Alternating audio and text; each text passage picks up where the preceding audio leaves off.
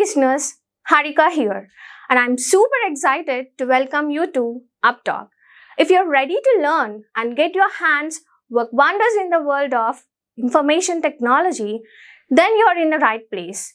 When I say UppTalk, we are not just another edtech company. Consider we are your learning partner committed to unlocking your full potential.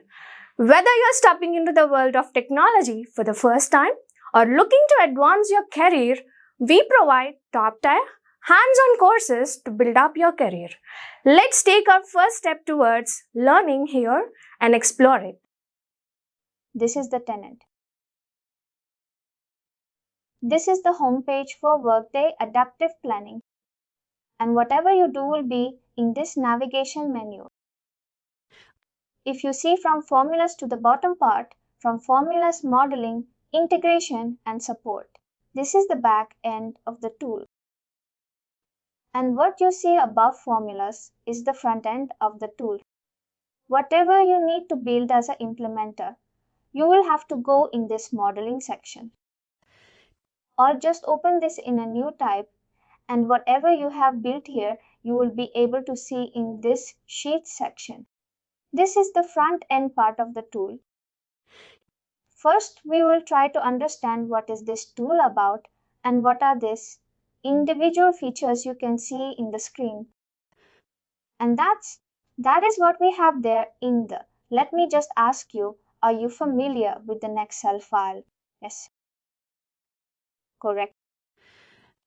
Whatever you do in an Excel file, you can enter data, right? You can enter formulas, you can have charts on in that. You can create pivot tables in that, correct?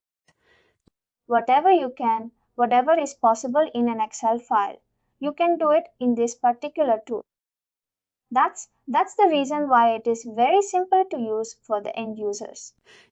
The only thing is for the implementers part, you have to make certain changes, certain configurations in this part of the area that it is available for the end users to have that kind of an Excel template. Let me just show you an example that.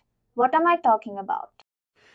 You might be familiar of any P&L statement, like how an income statement looks like.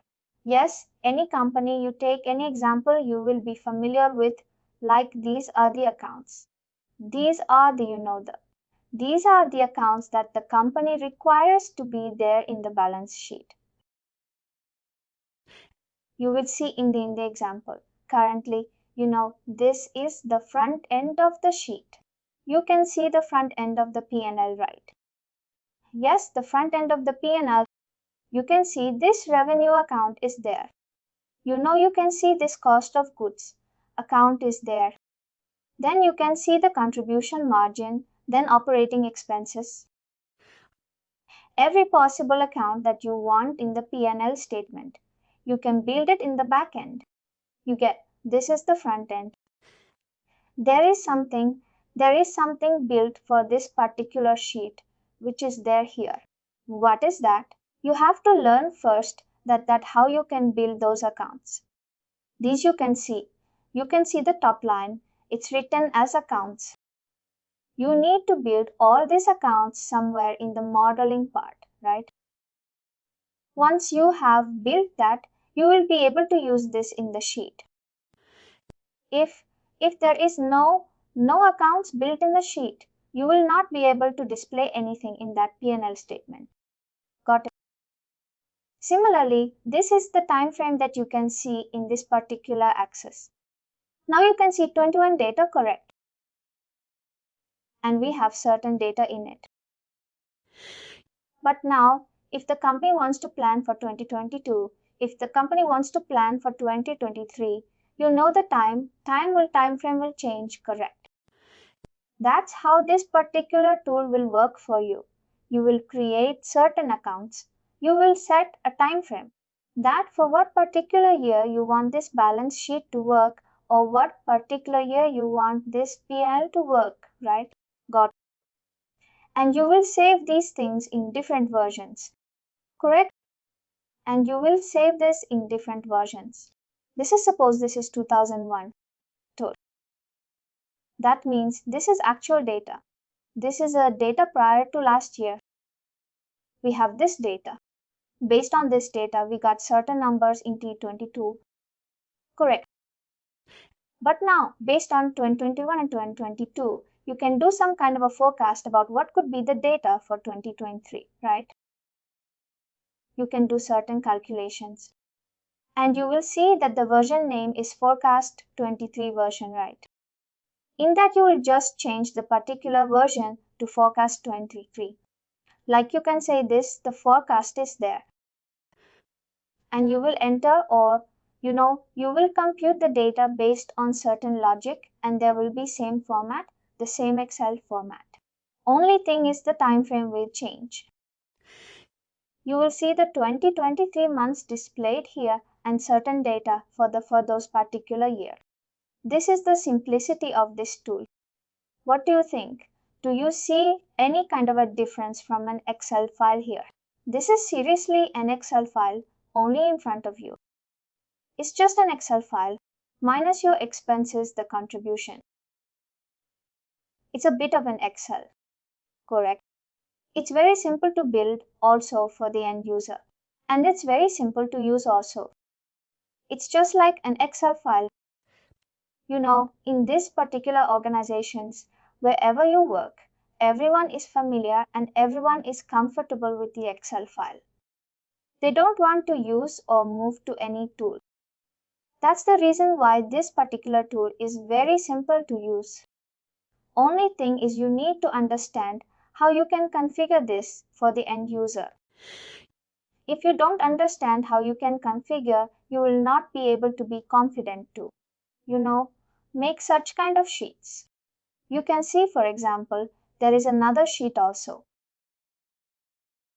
And whenever you can log into the instance and just understand how, let's say, for example, workforce planning, workforce planning is there. What is workforce planning? The headcount planning is done that these many resources should be hired. This is the salary for them. This guy should work for this position. This guy should work for this level. That kind of planning is made in this kind of sheet. This is a different kind of sheet. Now what you saw was a proper Excel file sheet, but now this is like a transaction data kind of a sheet. Are you familiar with a dump file where you get a lot of rows, and you have to import those rows in Adaptive? Are you familiar with some kind of a sheets? I've kind of used Adaptive as an end user for the purpose of, budgeting, but I was never involved into any kind of, integration or importing of data. Correct, correct, correct, correct. No problem. But this model, this tool will give you the feasibility to have a normal sheet also, to have a normal sheet with something addition. And the third is this one which is on the screen where you can see the transactional dump voice data or the row wise data to be displayed here. For example, your name is ABC and you belong from this company. Your salary is this, right?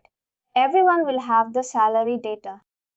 Suppose there are 100 employees in your company. There will be 100 rows here displaying the salary data for each one of them. Correct. It's like a row-wise entry and you have a lot of data that can be captured which cannot be captured in some other sheets. Right. Whatever drawbacks are there in one sheet, it can be covered in another sheet. This is how you will understand and you will learn in this particular core structure that when you can build those kind of sheets and what is the purpose for the client. You need to understand that first and you need to build that first. We will be covering such cases also. And you can see we have this reporting requirement and we have this formula and the import functionality which you're talking that you are not familiar with. We have this also that how you can import data in whatever sheets you build. It's just the same process. You have to understand how what is this? Then first you build this. Then, once you have done, you have to understand what type of a sheet you build. And then you build one type of a sheet. And then, once that is done, you understand how you can import the data. And once that is finally done, you will see the reporting options, that how you can do pivot, how you can do dashboards. You know how you can create a P&L report. This is a sheet. That's the reason why I've structured the content in such a way that it goes in the right order for you guys. Great. I'm really thankful for this because it looked very organized. Correct. It looked very organized. Correct. This is about just an overview of the tool. As you can see on the screen, there are 4 major questions: that, what, who, why, and how. We are trying to understand what is adaptive planning. Then we are trying to understand who is going to be the end user for this particular tool, and then why adaptive planning is preferred and not other tool. And then the final question is, once you have understood this, then how you are going to build the particular models. Adaptive planning. From my example, you can see that it allows you to do an active planning. What happens in your case? Suppose this is a product revenue sheet that I was talking about in your example. Let's say Thomas belongs to, let's say, Mumbai region or Bangalore region. This is the profit and loss statement for Thomas in that particular year, January onwards to December onwards. He has number of products purchases around 100 and throughout the months.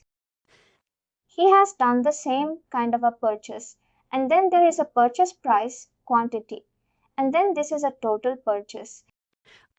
In the month of January, he spent across this value in acquiring these products, and then he sold at some price and he sold. He was able to sell 80 products and the remaining 20 were not sold. In the end, he made some profit, about 60,000, right? You can understand in INR. You can take it in US dollar. It's with me. The currency does not matter here. The only thing matters is what exactly Thomas is trying to achieve here. Thomas is trying to sell the products to the end customer that he has bought in that particular month. And in the end, he wants to understand whether in that particular month he made profit or he made loss. Let's say, for example, in the month of Feb, Thomas purchased around 100 products at the same price, but he was able to sell only 50 products. And at the same price, what is the outcome? He is making a loss of minus 15 something. Basically, this is this kind of thing that you do in an Excel file. It is very easy to make it because Thomas is only dealing in one particular region, which is Bangalore, right?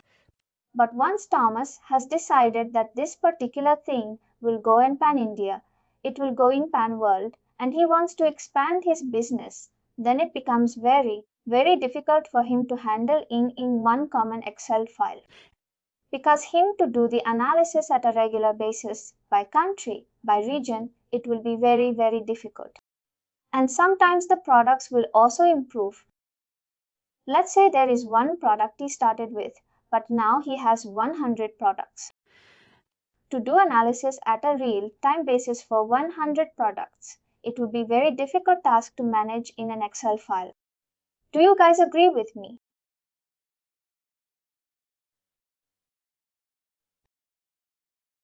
Correct? That's the problem when you are managing a large-scale business in an Excel file. What you can do is you can opt for any other planning tool or you can work with adaptive planning. And that's why adaptive planning is coming into picture. Another feature, whatever adaptive planning does, let's say I want a trend, something for this. What do? You can create certain dashboards. You can create dashboards. You can create a pivot table. You can see this pivot table option is there. You can have many charts in this particular Excel file. But if you create Excel files, if you create charts based on Excel files, and you have a separate sheet for that. But the problem is it is not going to be a real time basis for you guys. You always have to come to this sheet. You have to enter the data. You have to change the data. You have to change the data. And then only the data in the charts are going to be reflected. Correct. It is not real time. Imagine him opening 100 to 200 Excel files just to change the data in this and then to change the data in the dashboards. It is not really advisable for such companies. If you imagine the amount of time that the people are going to invest in order to just do this particular task, it's massive. Correct? You cannot invest much time of resources only in updating things, only in updating the data, because the main thing is Thomas wants major decisions to be taken for his company, that his company grows at a larger scale. Correct. In order to make greater decisions, he needs fast data. He needs real-time data that, yes, this product is being very profitable for me, and this product is not being much profitable. I am going to stop the business for that particular product, and he is going to focus on one product where he is going to make a lot of business. And in terms of city, suppose in one city he is not making that profit, and in other cities he is making a large profit. He will reduce the number of products in that city where he is not making profit, and he will increase the number of products in that city where he is making a lot of profit. Such kind of analysis will be very helpful for Thomas Wright to make decisions faster. But in an Excel file, if you have 100 and 200 Excel and 100 workers doing this, it's not going to be very fast. It's not going to be very easy. It's going to be very difficult. That is why adaptive planning comes into picture, where you are going to do active planning. This means active planning. It's like a real-time analysis. It's like an active planning that you enter the data and everything updates within a click.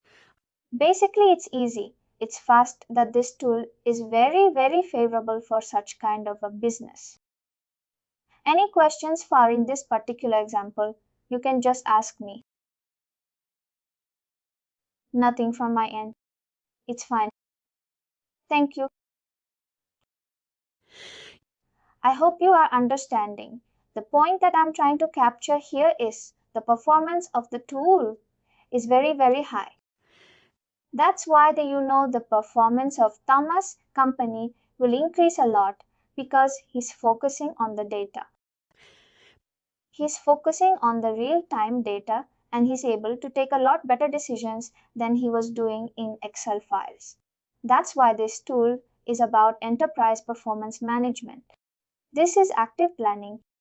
Now, what can you use for this? You can use this for budgeting and forecasting. For example, we have the data for January 2022 to December 2022. Alright. Now, what Thomas will do is from January. Now he wants to do the forecast for the upcoming year, which has just started. He will say that in January I got this much profit and I had this much products. He will try to increase it somewhere to close to this. He will try to purchase the same thing in the same amount. Correct? And then he will again try to increase the sales quantity and he will increase the price. Maybe let's say 700. Now let's try to compute what he's trying to achieve.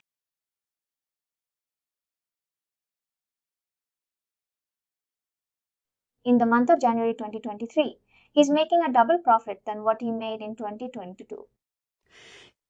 Based on certain logics, depending on the product, depending on the city, you can edit any kind of a logic here and do the forecasting for the upcoming year.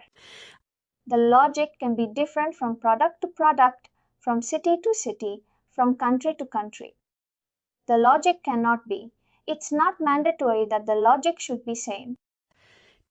It gives you this particular tool. This particular tool gives you the feasibility to change the logic for every combination. But in an Excel file, can you do that? For example, can you see this formula is written? This formula is constant for all, and it will be constant for if you change the product, if you change the country, if you change the city, the logic will remain the same. Correct?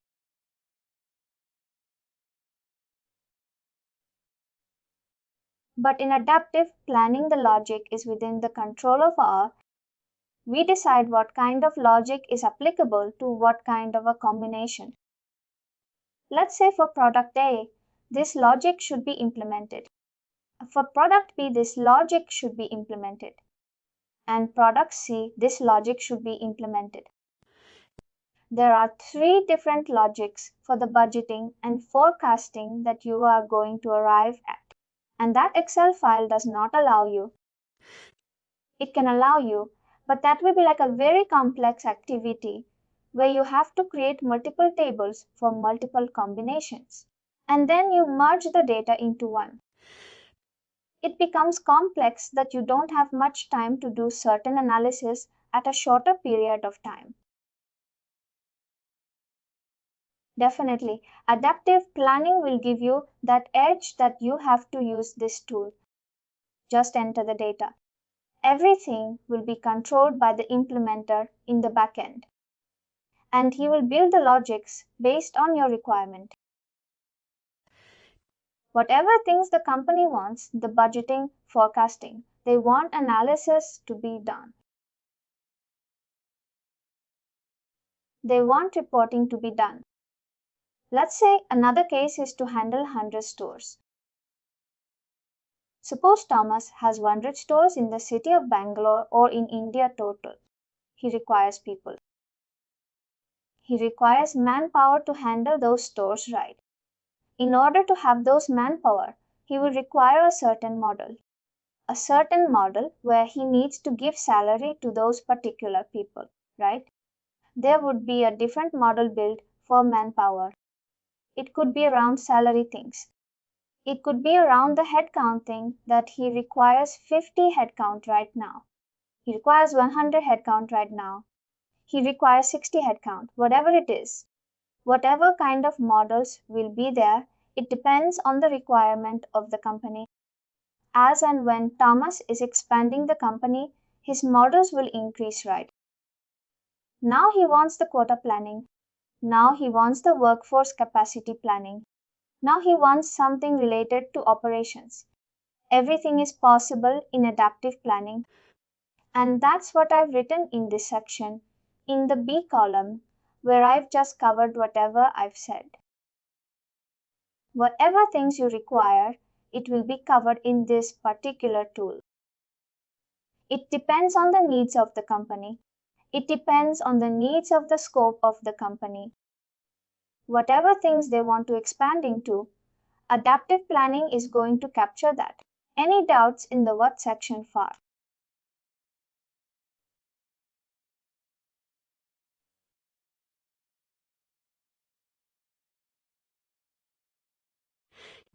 Once what is clear, you will be very easy to understand that who are the end persons that are going to use.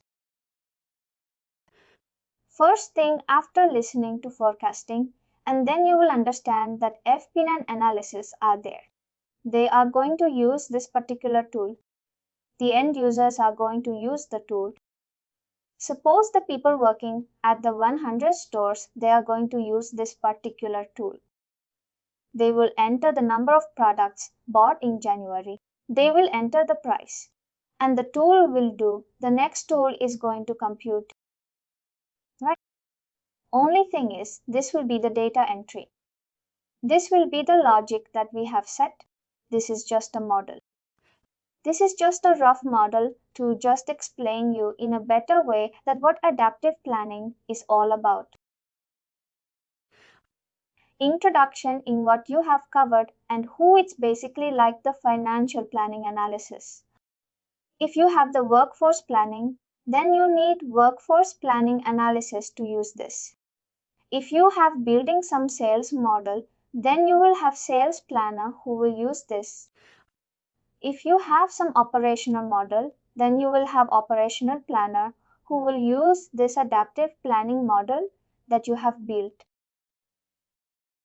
For I have already covered this. Why? If you notice, whatever challenges were there in an Excel file, you can think of any challenges and whatever challenges that can be overcome. That covers in this why section. It's like a collaborative and continuous process. What does this mean? What does this collaborative and continuous process mean? Suppose Thomas has different stores, right? Thomas has different products in different stores, and every store wants to collaborate with each other that this is my revenue. This store is saying, this is my revenue, and they want to work with each other, that together we can do this right. He can see the data of the other store. The other store can see the data of the next store, right? You can. You have that feasibility to control this level of information also in the system. Based on one particular area, you can plan in another area. This means you are making some collaborative planning accordingly, according to the teams. Even the teams can have collaborative planning within themselves. And this is a continuous process. Basically, it is not going to. The logic is not going to stop in December. It can extend to 24. It can extend to 25. The logic will go on. It's just a continuous process, It is never going to stop. It depends. It depends completely on the logic that you are building in the current system. And the second point is easy, powerful, and fast. You can see the challenges which were there in an Excel file. It was making the life difficult for the end users if the scope of the project will increase. But if you are managing it in Workday Adaptive Planning, it is very easy to manage. Because, for example, just a simple example. Again, now you can see this row number 9. You have written the formula B7 to B8. Looking only at this particular cell, don't you think it's very complicated? Like what is the C7 and what is the C8? You have to go and understand, do this. C8 is this. But in adaptive planning, you will not have such kind of formulas written. In adaptive planning, we will address the account. It will state it is just a simple, it's a simple word wise formula. Number of products purchased into purchase price per quantity. That's what you are going to write out here. But there is one catch. We will see. What is that? But this is the simplest way of addressing the cell formula.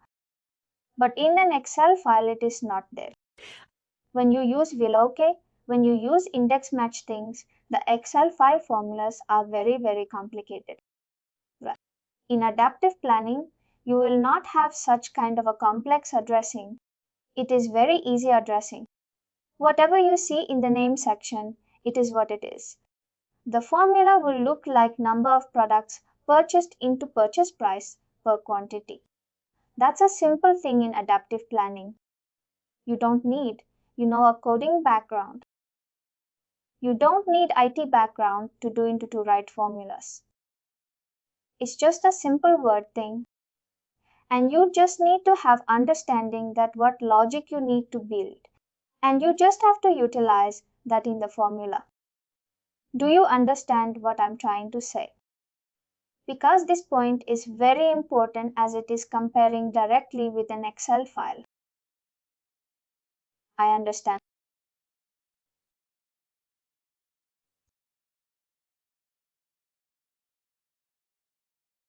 That's why it is very easy, powerful, and fast. Why powerful? I'm trying to say. Because it is going to give you certain reports. It is going to give you certain dashboards that only. Thomas is not going to go in this data. Thomas will say, just tell me the final number. What is the final revenue in the end of the year for me in 2022? And he just focuses on the number. We call it KPI. How do you display the KPI? KPI can be displayed in a report. KPI can be displayed in a dashboard. Here also we have dashboards. But in adaptive its way, we could. It's simple. It's simple. You just have a drag and drop. You just drag this profit loss account and that's it. These are the 2 steps that you will do in that particular thing. And you have the KPI directly reflecting on the screen of Thomas. Whenever Thomas logs in into Adaptive, he will see certain KPIs that he wants. The 22 was this. 2023. This should be the number. I want my employees to achieve this number. That's what the statement he will declare. And the rest of the team will be managing whatever the actions were there. It makes you to make powerful decisions, to make decisions very fast. In an Excel file, it is very restrictive. Unless and until you don't collate all the data and you don't give it to Thomas, Thomas will not arrive at the final say. Thomas will take a lot of time to arrive at whatever the final conclusion is.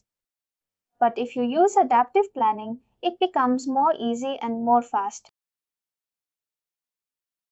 And that's why it is called. This is a powerful tool. And as I said again, real-time analysis. Basically, what does real-time analysis mean? You change data anything here, the calculation changes and the dashboard changes and the report also changes. You need not do anything. It's not like you go in another tab. You edit the data in the dashboard.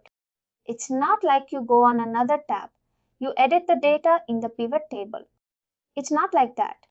It will get automatically reflected and you will not do anything. Also, whatever, there is another feature like we are not going to cover in this, but there is a feature called Office Connect thing. Basically, what happens is the real-time data from Adaptive. It can be downloaded in your Excel file. And once you click on that particular template, there is a refresh button. Every time the data changes in Adaptive, in Excel also it will get reflected. There is a connectivity between an Excel file and the tool. And the tool is connected through a login page. Whenever you update anything in that tool, your Excel file will be automatically updated. But as of now, it is not. You do that manually. It is not a real-time analysis that is provided within an Excel file or any other tool. That is another feature of this particular tool. And as I can say, better and faster decision. I have already explained that you are able to make faster decisions when you are utilizing this tool. And whatever the outcome is for the end of the year, you will make a proper budget for the next year. And thus you will be more and more profitable in that particular area. For example, in Feb, he has made a loss. He knows that what needs to be changed or what needs to be tried or what needs to be altered, whatever it is for Feb 23 to be profitable. This gives him a live, real-time analysis data and he can make better decisions. And last is the reliable, focused and powerful reports. This is the front end of the model. You can have a report built for the similar thing limited to certain accounts, and those will be helpful for certain users.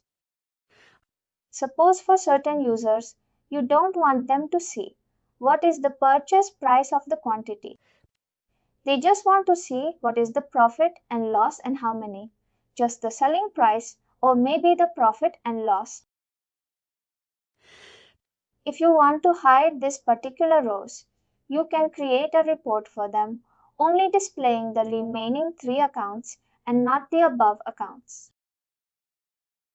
The reports are very powerful and you can restrict anything and everything in that.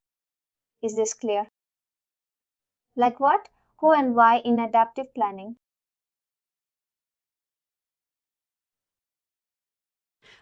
Every time, if you want to understand what is adaptive planning, just try to relate with this example. It's a very simple example and all the problems in the Excel file is going to be overcome in our tool. That's why I've made this particular presentation with the help of a product revenue example. We can continue.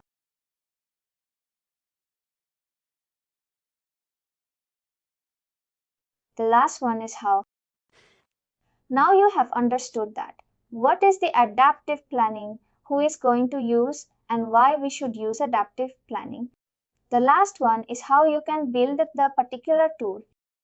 Now, just like I said, Thomas is working on this business model. He is trying to sell phones, making margins, and he is trying to expand the product section also. He is trying to expand the countries. He wants to go in every continent. That's how you understand the business model first of the company. Whenever a client comes to you, you need to understand the business model, how he's making the revenue, how he is planning the expenses. What is the final PL looks like for him? What is the balance sheet account looks like him? You know you have to study and you have to do each and you have to cover all the requirements for him. You have to cover all the models that he is currently building in Excel file, right? And then only you will understand the exact requirements of the client and you will be able to relate that, yes, this model can be created in adaptive. This model can be created in adaptive in this way, and you know basically every model can be created. You just need to understand the business model of the company. You just need to understand the proper requirements of the client. Now, once these two are done, the next thing is to identify the foundational elements. First, let's say this is the PL statement of Thomas. He gives you this Excel file. Once he gives you this Excel file and he tells you that this is my product revenue, profit and loss. I have this many line items here. I do in my Excel file, number of products purchased. I have a purchase price per quantity. Then I calculate total purchase price and then the selling price, and then I have the profit and loss. Once he has given you certain data, what comes in your mind is you have to look at the A column, right? You have to look at this particular row where you see the time span. Then you see the data correct. Now you also need to understand which particular level it is. Let's say this data belongs to Mumbai. There could be a certain data that belongs to Bangalore, right? There could be certain data that belongs to Texas. There could be certain data that belongs to Hawaii, right? Every country or every city will have certain other stores, certain other data. You need to understand what level of data we are going to capture, right? You need to understand from the Excel file itself what are the foundational elements.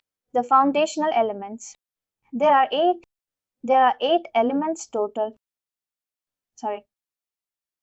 There are total 8 elements, out of which 4 are by default mandatory. The one which I have highlighted here. On the screen, you can see time, account level, and version. These are the 4 mandatory foundational elements in adaptive planning. Without this, you cannot proceed ahead. You cannot build any model. If you don't have the understanding of these 4 things, you cannot proceed ahead. Just repeat after me what are the 4 foundational elements. Time, account, level, and version. Just repeat because this is mandatory. Time, account, level, and version. Level, and what's the last? It's version. Basically, this is the most frequent asked question in certification because it is very expected that if you're learning adaptive planning, you should know what are the foundational elements and what are the 4 default mandatory foundational elements. because without this you cannot build any model in Adaptive.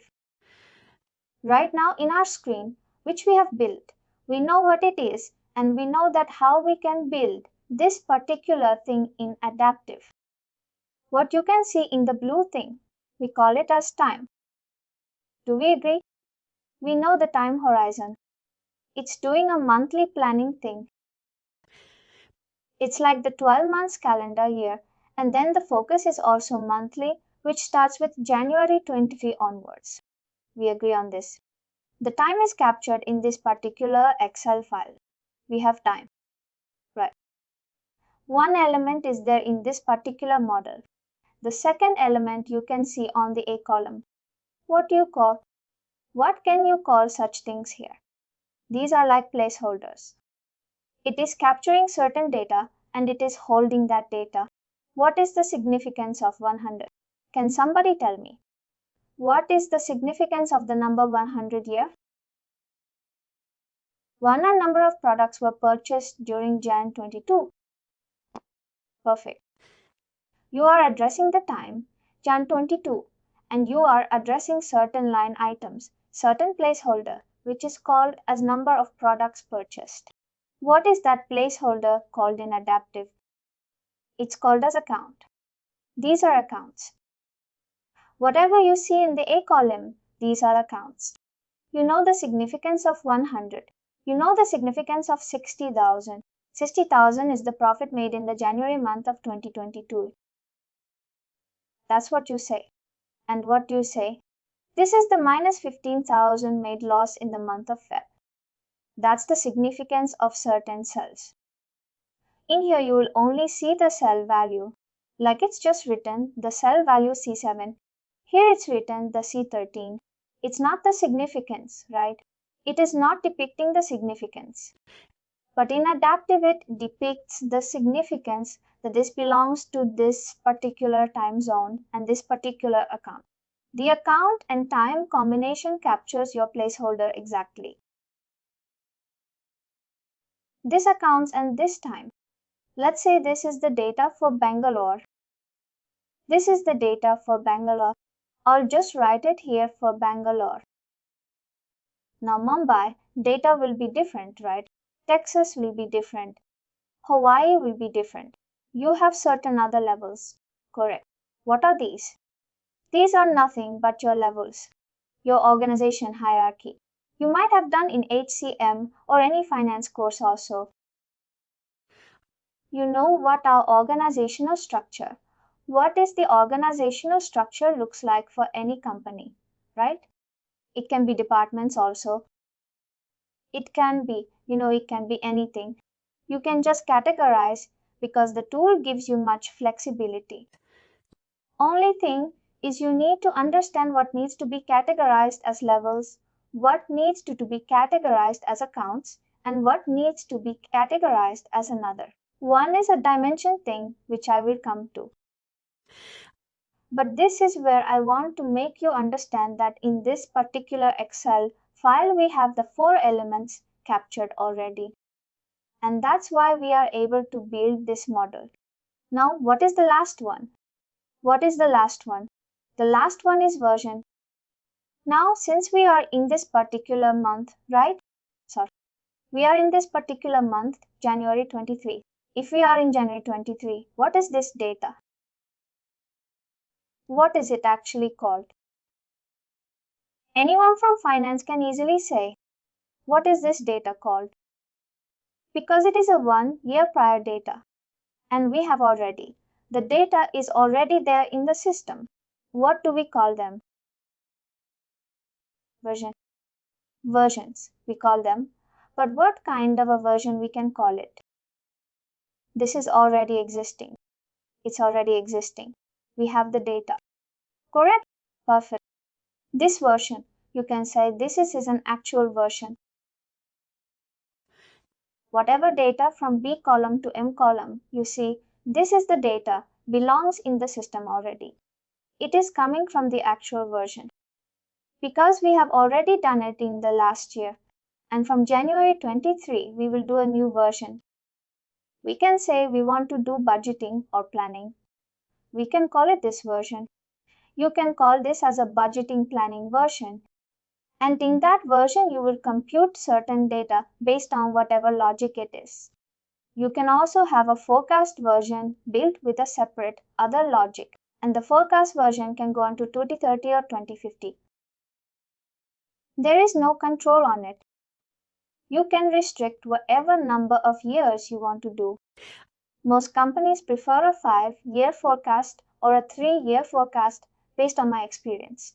But if the company wants a 10-year forecast also, it is possible. For that, you prepare a new version. You have the actual data, and you build your logic in the forecast version. The logic can be different in forecast. The logic can be different in your budget version. It is the tool will give you the flexibility to change the data, to change the logic based on the version. That is the beauty of this product. In an Excel file, it becomes very, very complicated. You have to make the actual file transfer to the other Excel file and then build the logic. It does not make any sense. In this 2 version, what will happen? A simple thing will happen. These data will be automatically captured in this sheet, and the data will be displayed in green. The data will be displayed in green. I will explain to you with this example. When we cover a PL, we have that in the core structure. Once the data is displayed in green, that means the data is coming from the actual version. And the data, if it is displayed in black color or whatever that means, it is the data in the current version, the forecast version, or the budgeting version. That is how. Basically, in the system, you have the actual data. Based on the actual data, you do your budgeting, you do your planning, you do your forecast. That's it. The logic can be changed everywhere. And in products also, you can change the logic. In the city, in the levels, you can change the logic. You can do anything. The product will give you that kind of a flexibility, tweak with any kind of a logic there. Is this clear? For good. Can you tell me what are the 4 foundational elements? The 4 mandatory foundational elements. Time level conversion. Correct. In the screen, can you see time? What is the time span? Can you just read it out? What are the time periods written here? January this. Perfect. Onward. That's good. We have the time. Can you see accounts also? Can you see the number of accounts?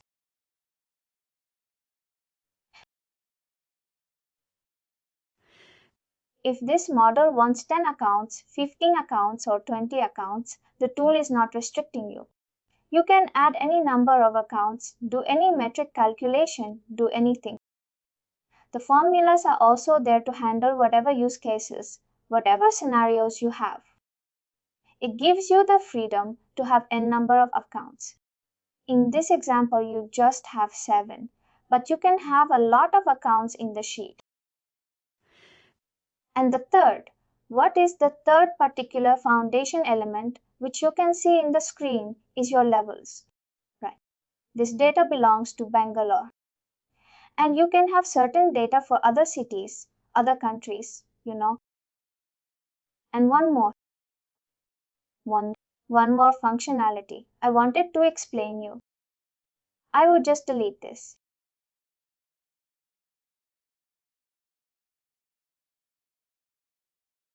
Let's say I want the data for India. In India, let's say we have Mumbai and Bangalore. Only 2 stores are there, and 60,000 is coming for Bangalore. And let's say for January month and for Mumbai, it is coming as 40,000 India. If you select India, what is the outcome that you will see for January month? Can you guess what could be the output for only for January month? I want this particular count, which is the profit and loss. 60,000 for Bangalore and 40,000 for Mumbai, for India. In an Excel file, you will write a formula, correct? To do the addition to do certain things. But in Adaptive, it is automatically controlled from the backend. Because in India, you have created a child level as Mumbai and Bangalore. The data is going to roll up into your parent level. And this India can also roll up to your parent continent. Let's say Asia. If you see Asia, the total will also reflect in the Asia wise thing. This kind of roll up activity will also be covered. We will do this tomorrow. I just wanted to explain you because this is a good example today. But we will do this tomorrow in detail when we start with the in-depth analysis of level, time, and version.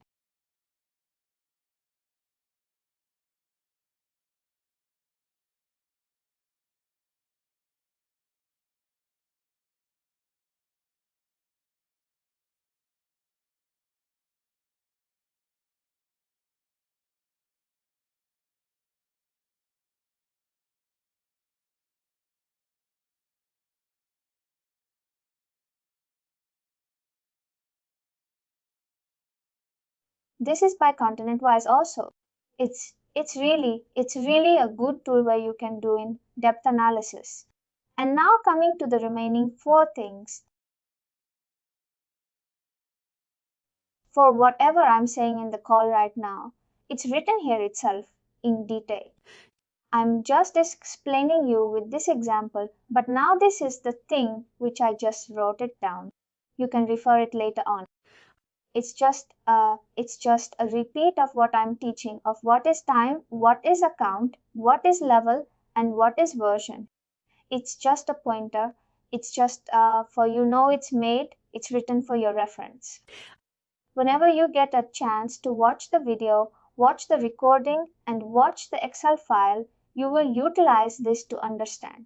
The definition of time is this. Definition of account is this. Definition of version is this. It's just for you, for your reference, and I'm trying to explain it everything with this example. The last part of our training for today is to cover dimension, attribute, currency, and exchange rate. Let me just ask you one thing. Suppose Thomas is a person. Thomas belongs to Mumbai region, correct? And suppose Thomas is a salesperson. He's a salesperson. Suppose he's a salesperson now, and later on he becomes a sales manager. His role is going to change, correct? His role is not going to be constant throughout the year. If the role is not going to be constant throughout the year or throughout the whatever it is, that means he does not have a 1:1 relationship with the job role. But now I'll just tweak the question.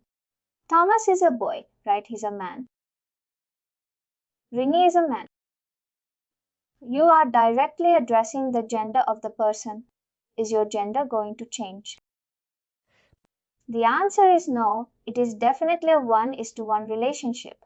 But with example of a job role, was it a 1:1 relationship? Can you? Are you with me, guys? Yes, are you? Are you understanding the difference between what happens when you are addressing something which is having a 1:1 relationship? Got it. For example, my mobile number is this 98765432213. This belongs to me, right? This does not belongs to another person. This is not your Thomas number. This is not Rini's number. It's belong to me, right? I have a 1:1 relationship with the mobile number as well, correct? Do you? You guys agree? It is. It is not going to be like the same number is going to be utilized by 3 to 4 people. Do you understand? My gender is a male. My gender is not going to be like the same number is not going to be like the same number is not going to be like the same. if you have the customer-wise data. Now I will tell you why I'm trying to explain this. If suppose in the month of January you were able to sell 80 products, but out of those 80 products you were able to sell 62 female and 22 male people. In the month of January, what you will think? That in the month of January 2022, the female contribution was at a higher level. What you can do? Try to increase the male contribution, right? You get that kind of analysis from the data, from the system, from adaptive planning, and then you can do something. You can run certain offers on the product for male people that their involvement also increases and then your revenue increases. Do you understand why it is important? You have to do that analysis. You have to do cap. You have to first capture that in the system. You have to understand what can be 1:1 relationship and what cannot be 1:1 relationship.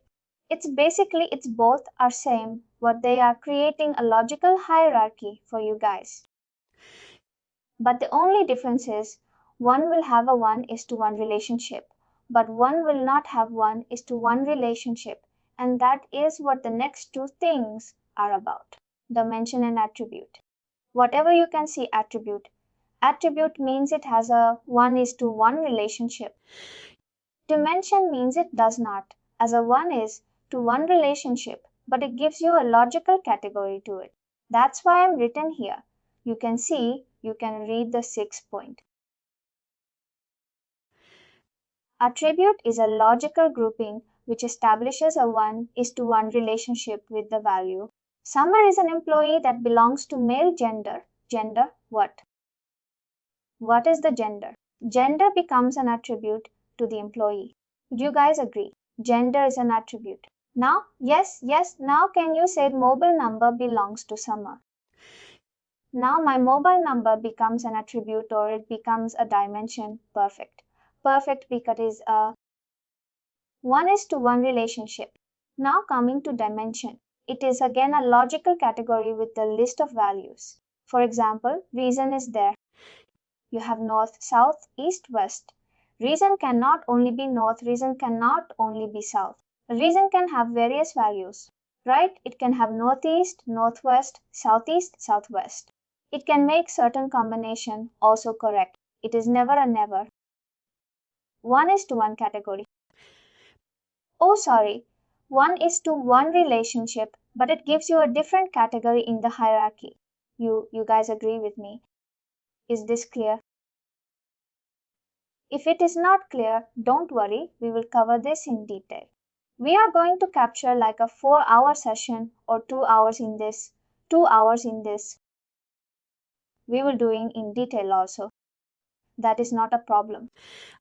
But the only thing is to make you understand that what is a dimension and what is an attribute. Is it clear? Yes, perfect.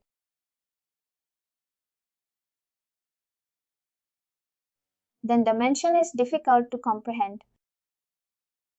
Yes, perfect, correct. Now the final thing is currency. Now you can see in India the currency is different. In Texas, the currency is different, right? Every country will have a different currency. Suppose this particular business has been expanded to 50 countries. That means 50 currencies should be there in your tool. Do you guys agree? Because every country will be doing the reporting in their own local currency. Correct, correct, correct. And in the end, when Thomas is going to do the analysis at a top level, he needs a reporting currency. He needs a parent currency, which cannot be changed. He needs to agree in the start itself that my parent currency, which is by defaultust, by the way, it's US dollars by default in adaptive. And you can have several other currencies within adaptive. But your parent reporting currency is by default set to us. Let's say Thomas also agrees that my parent level currency is US dollars. Every data that you can see will be reflecting in the US dollar conversion. How the conversion is going to happen? The conversion is going to happen because of this the eighth foundational element. In adaptive, if you are entering 50 currencies, that means for 50 currencies you have to enter 50 exchange rates also.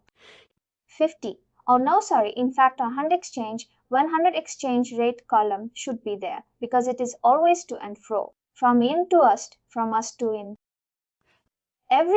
With every currency, there will be two exchange rates that you will be importing here.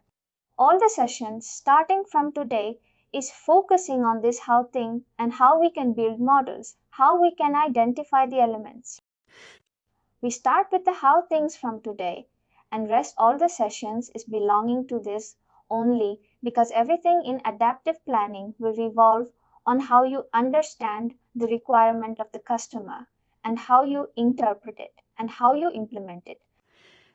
Today and tomorrow, we will be focusing on all of these 8 elements that you can see on the screen, which starts from time, account level version, dimension, attribute, currency and exchange rate.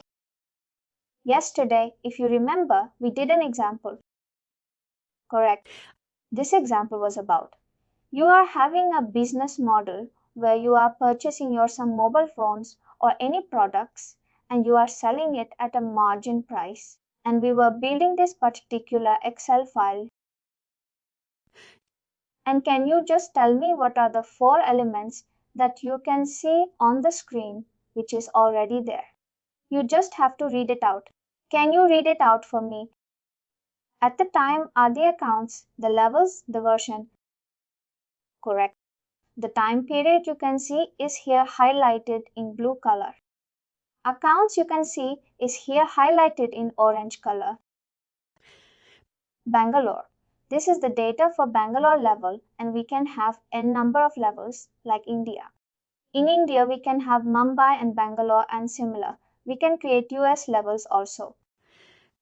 Also, if you can tell me what is the significance again of this number. You told it yesterday correctly. Can you just repeat? This means 100 number of products were purchased during the month of January. Perfect. And this means that this is the significance. That means this 100 is the combination for number of products account and for this particular time frame and this level and any version. Whenever in any sheet you read any particular account or any particular data, you understand that what is the significance because it belongs to this account. It belongs to this time frame. It belongs to this level and it belongs to your actual version or your budget version. These, if you understand, every data point will have 4 intersection and that 4 intersection is your time, your accounts, your levels and version. Is this the basic, fundamental which should be clear to every one of you because without these 4 elements, you cannot build a particular model in adaptive. Perfect. We would be building some similar kind of a sheet later on. But before that, we need to understand how you can build levels correct in adaptive. You need to understand how you can build accounts, how you can have the configuration of the time period, and then how you can build the versions. This is the basic foundational element. Whenever you build a big building, it is never you going to build the first floor or second floor directly. It is definitely. You need to understand the building blocks of it. Correct. The building blocks, you need to understand first how you can build those in adaptive. And that's what we are going to study today, that how we can start on the building blocks. I can explain you again. This is the navigation menu. Every building block, every backend thing you will see in this model management. Before you can even jump on to building the sheet and entering the data, you have to understand how you can go and build this. How you can go and build this, how you can go and build the accounts. First, we will focus on the level string. And you can see in model management, you have the versions, you have the levels, you have the attributes, you have the dimensions. And then this section is for accounts. And at the bottom, you will have the currencies and exchange rate. Whatever it is possible for us, we will try to cover it today, both in a manual way of creation and in an automated way of creation. First, we will focus on how we can build it manually and what is there in the level structure. First, the focus is on levels. When you go on levels, this is exactly how the structure will look like. Whatever you can see in the current instance, you can see that this is the demo instance provided to us. And they have given certain examples to refer that these are the levels that are built here and how you can build a similar structure for you also. At the top level, you can see it's a parent company, is the total company for the name. And inside that total company, you can have several child levels. And in that child levels, you can have several other levels reporting to you. But this is the top level company. And you should understand that in every instance, there can only be one top level. There cannot be two top levels. There cannot be three. There is only one top level. And to that top level, there are two certain things will be attached. We will cover it exactly. Just to brief you out, what is the levels? Levels are nothing but your organization hierarchy in the system.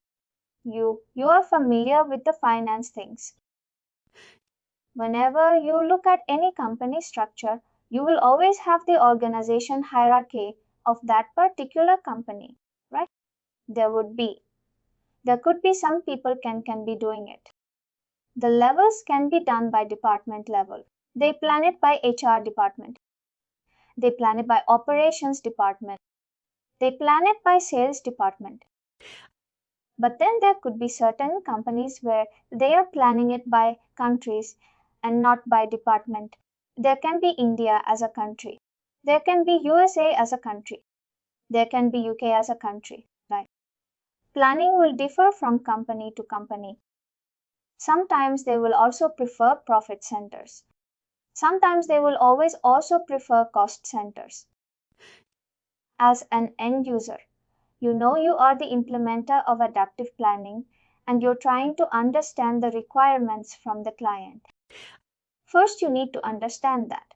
What kind of a company is this and how they are trying to operate, how they are doing the planning. You know how they are doing, how they are understanding the data and how they are recording in the system. Is it by country wise? Is it by profit center wise? Is it by department? That is the first thing you need to understand as an implementer. You're getting my point. Once you see what the problem that I'm trying to highlight is sometimes what happens.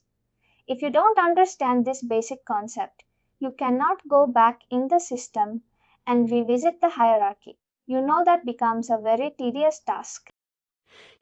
The first task to understand is what is the organization hierarchy and will it be? Is it going to change or do you follow the same approach everywhere? Once this is done, you understand that this is the country wise. I would build the hierarchy country wise. If this is department wise, I will build it department wise, and that's it. And then you go on the second building block, and the third building block, and the fourth building block. You never go, look back, and try to change the previous things, whichever you build. It can be departments, it can be countries, it can be profit centers, it can be cost centers. You need to understand what is the hierarchy of the organization structure. This is clear. I will explain all the points written here also. But just for your example, which we did something here yesterday, right? We focus that this data belongs to Bangalore. Now I'm telling you that in this company, let's say, what can we name for this? Let's say we name it Cloud Foundation. Something Cloud Foundation Demo Company. This is the name of the company, and this company, you guys are working in it. You guys are owning certain stores. I've written that we have 20 stores across the level in cities. You can see cities here, and you can see the countries here. In you, basically this Cloud Foundation demo company. We have 4 countries, and inside those 4 we have the stores. Sorry, we have the cities, and inside each city we have certain number of stores. Is the hierarchy clear? I am telling you that this company is planning, is doing entire planning based on this country wise and based on the city wise. We don't require anything. And also we are doing the planning at a lower level, which is store wise. Every store wise. I want to do the planning, and I want which store is reporting to which city, and I want which city is reporting to which country.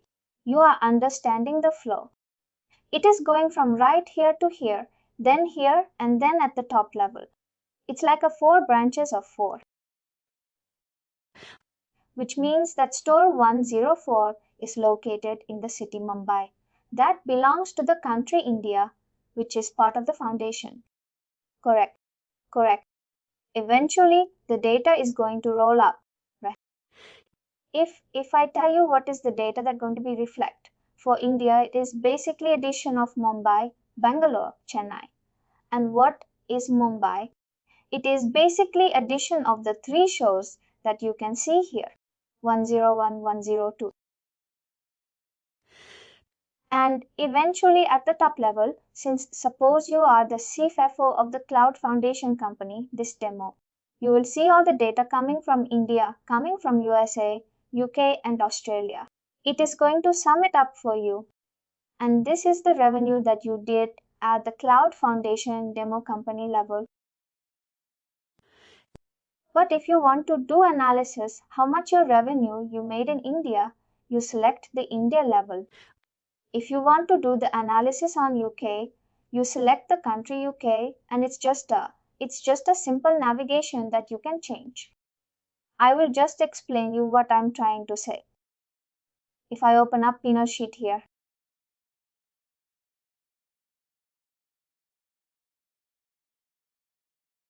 oops, I cannot see this. Can you see the adaptive screen now? Just give me a minute. I'm just changing this order.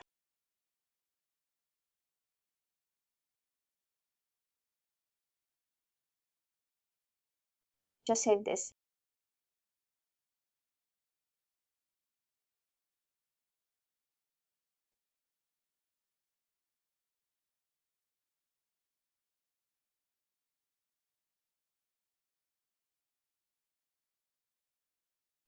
What I'm trying to say is that you get the feasibility of choosing the countries here. Here, we will now currently build those countries, and we will.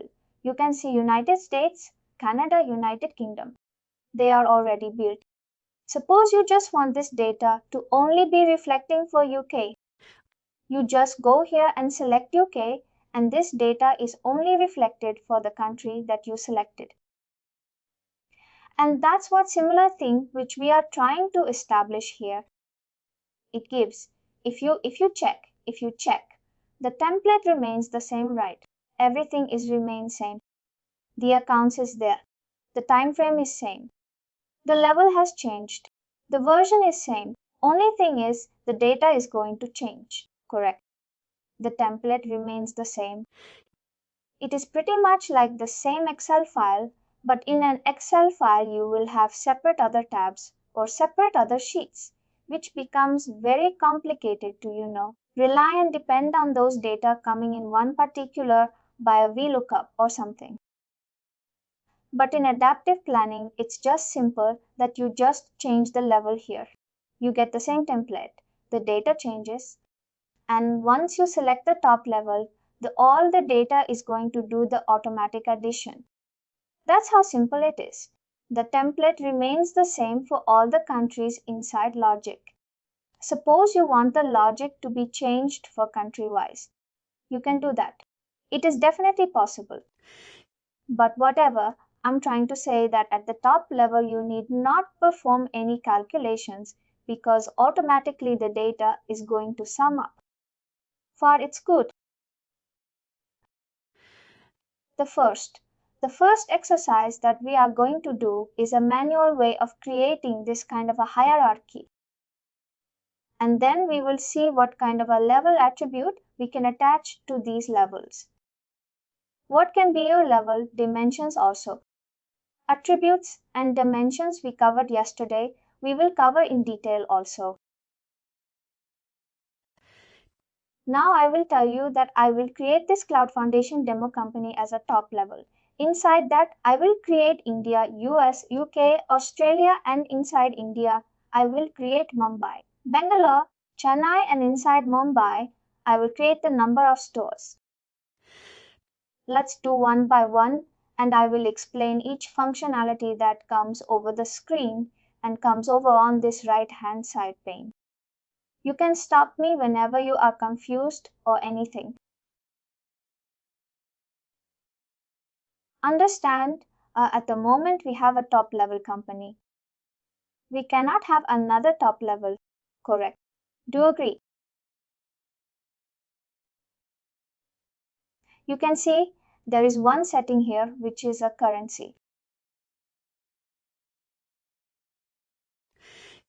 Once you freeze this out, that means your corporate currency is going to be the same. It's US dollars. You cannot have a reporting currency by default in any other currency. It's by default US dollars for top level. You cannot change it for internal levels. You can get the feasibility to change. Basically in India, you will attach a different currency in USA. You will attach a different currency, correct? Correct. Top level you cannot attach. And the other thing is display name format for levels. Can you see this? This is another feature which you cannot have in the other levels that you wouldn't create. That's why I'm trying to tell you. Basically what I'm trying to tell you that there are 4 options for the display names. What is the display name? You can see the readout here, total company. You know that this is the name and that's what it is written out here. You're trying to display that is by name, but now there is another option. If you display it by code and try to save it, you will see that it is going to change because it's the same here. What I will do is a total company underscore. I will just change this code. Every level that you will create, there will be a name, there will be a code. Did you see the change? It changed for everything. It is going to change for every level here. The display becomes a total underscore company. That means it is considering this value and not this value. Now again, I will teach you the 4th option. Let's say name and in the bracket it's scored. You are changing the display name format for levels. Once you do that, you will see what happens to the display name. Can you see? It's the name and again in the bracket it is scored. Can you see the changes? Once you do the changes to parent company, everything will change in the levels below that. Can you see this also? Everything is changing. And similarly the 4th option, but preferably we keep it as name, but some companies wanted this option. That's why this is the enhancement that has been given by Adaptive Insights. I will change it again to name. Let's keep it simple. This is the feature. Now we will try to build this hierarchy, which is there in the Excel file. Let's try to build. I will build one level here. In order to build, you will click on the total company thing. Can you see this first option? This is saying that create new levels. This is a manual way of creation of levels. We are manually creating. What is the name that I want to be? This is the Cloud Foundation. What is the name that we selected? Demo company. It's a demo company. I copy paste this. I keep the code also same. You can see this asterisk, it's mandatory. You cannot keep this blank. You have to fill it something here. For example, if you want, you can keep any code. There is no, I just written that CF. The code is short form of this, which is CF. You are also. There is a short name, but this is not a mandatory. But you can write CF here. Description. You can say this is a demo company used for practice.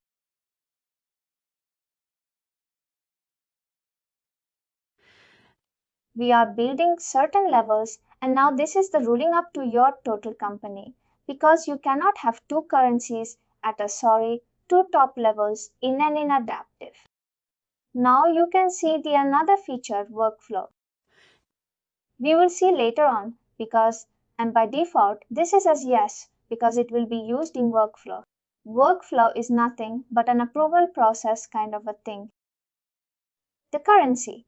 This is the major step that we will study. By default, I would keep this as dollars. We will see the elimination setting later on, and we will see available inversion. We will click on this because this level should be available in all the versions. Level attributes. We will check later level dimensions. We will check later. And sheets. You will see all the sheets that are already built in the adaptive. It is take care. It's by default. I will just save this and you will see that our parent level company has been created. You can see Cloud Foundation demo and it is rolling up to your top level. Now, inside this Cloud Foundation, I want 4 levels. I will quickly create. What I will do, I will go to here. The first level is India. And here I will change the currency. Correct. What is the currency? Do we have INA? We have INA. And I will change the roll up. I want this to roll up to which company that we created just now.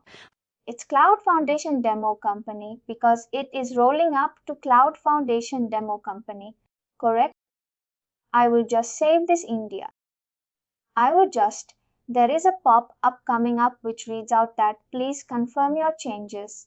And it is saying that we parenting something. Basically, it is allowing you to move this particular India level to your Cloud Foundation thing. That's why you click on Save. It is this simple that you are creating the basic building blocks one by one. Now you have this structure. Cloud Foundation Demo Company in India. Now I want another company. Let's say you say. Again, I want this to be USA. I want this to be USA. I want this rose up to Cloud Foundation Company. And this is US dollars. I'm with it. Again, this accept changes. I click on Save. Perfect. Now you tell me how I can create the remaining 2 levels. I want one Australia level and one UK level. How? What should I do? You have to click on the Cloud Foundation and click on Create Levels. Perfect. Create new level. Now I can write here UK. Can write here UK. And what I need to do here in the rolls up to section. It rolls up to a Cloud Foundation Demo Company. Perfect. That means you're changing this particular parent company for this. You have done this. Now one more thing is remaining, which is mandatory is currency, because this is a UK country. We need to select something like pounds. We have select this. You can see that this is a by default automatically created currencies. I will just show you where it is and I click on accept changes here. Now another one is spending. I will go again on create new level. I will write here Australia. I have one question here. When you're creating that, if you see that initially we have one default company which is given by Workday, right? The total company. Now what is happening is this cloud foundation is also indirectly going and getting consolidated at total company level, right? Correct? Correct. Is there a way that we can avoid that and we can start the chain only from cloud? No, no, no. That's what I said, that in every instance, you will have one top level, and by default, whatever levels you will be creating, it will roll up to that level. In this instance, that top level company is behaving in that way. And that's why all the data will roll up to that. Indirectly, Cloud Foundation demo company also will roll up to total company. That's like a default thing before, but usually when you get a client instance now, everything is blank. Everything is blank. This is a demo instance and they have already created something for you. That's why it is reflecting. But when you get a proper new instance, everything is blank. There is not a top level also. When you try to build starting from this, then your cloud foundation will become the parent top company in your instance. And similarly, if that is the case, will you be able to create like two top level companies? For example, assume that I'm looking like a consultant. I'm looking as a consultant and I have a subscription for Workday Adaptive. Like I'll have multiple clients, right? When I'm having multiple clients, I would want, like, for example, let's assume we have two clients called as A, B, C, and DF. For I see now, if you see, this cloud foundation is getting rolled up to cloud total company. Similarly, I want two top level companies. Is that possible? But you can have a two top level companies, but those companies are definitely going to report to one parent company, right? Because it is eventually a subsidiary of something. Let's assume it's like a different sector altogether. The shareholding pattern, everything. There is no like in the example that I've given, like I'm working as a consultant. When I'm working like a consultant, I'll get a client whose headquarter is in UK and I'll get one more client whose headquarter is in US. In that scenario, basically, this adaptive planning will give you that feasibility to plan by subsidiaries also. In our case, we are doing it country wise, but in this example, you can have a company A, B, C, company DF, company XYZ, whatever it is. And there will be reporting currency.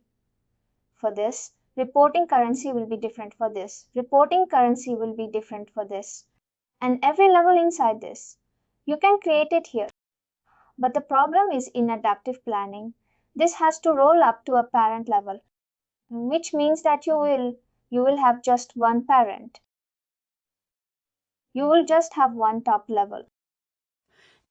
You can take any example. You can take a Tata, for example. Tata has this several companies inside Tata. All the Tata companies can be listed here and you can do planning for each Tata company. Let's take an example of a Maruti and Toyota in that scenario. It will roll up to the main parent company if it is a subsidiary.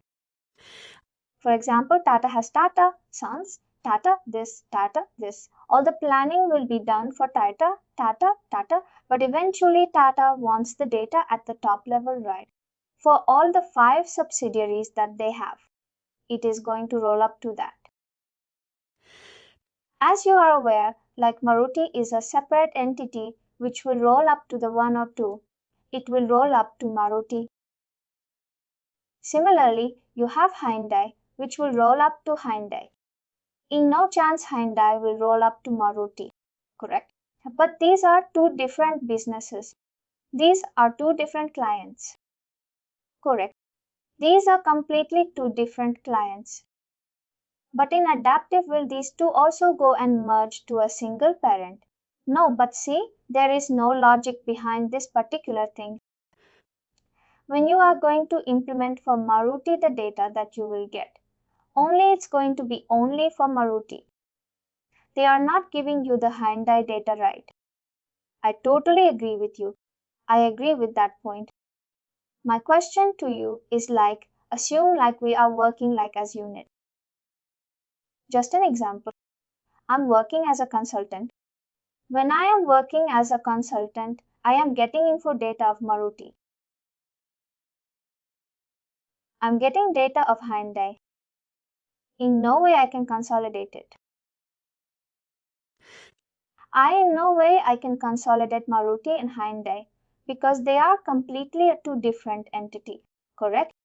Two different entities and two different clients. In adaptive, in this scenario, like how do you tackle this? Like will we be having two databases altogether, or even these two will get consolidated at the total company level?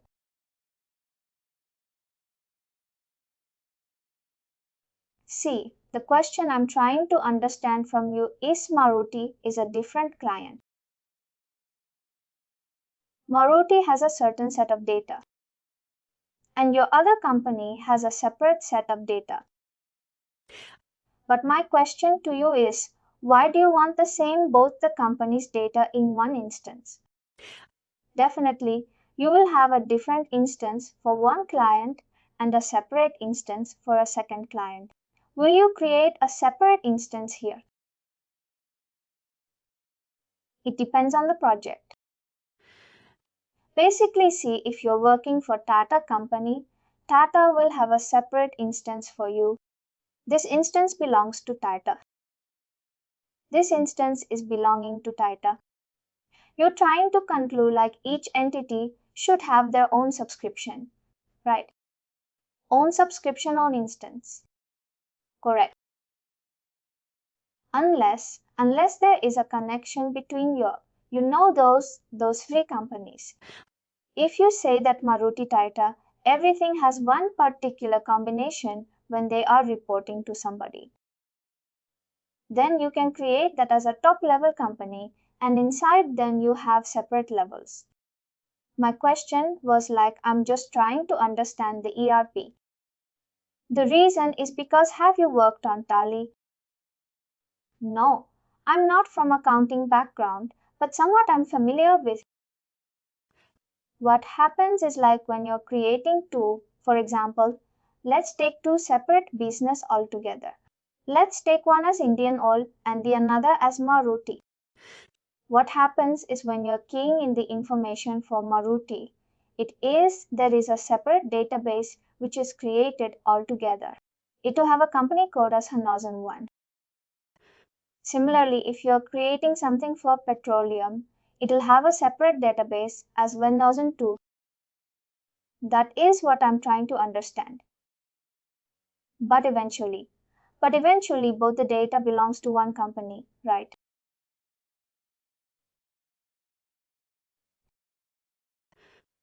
For example, Tally. Tally is like an ERP, and once it's been installed, you know it goes. I'm just going a little bit technical. It goes to you.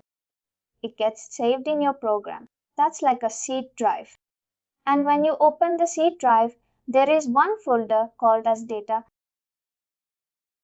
When you double click the data and open, you will have 101, 902, and 1003.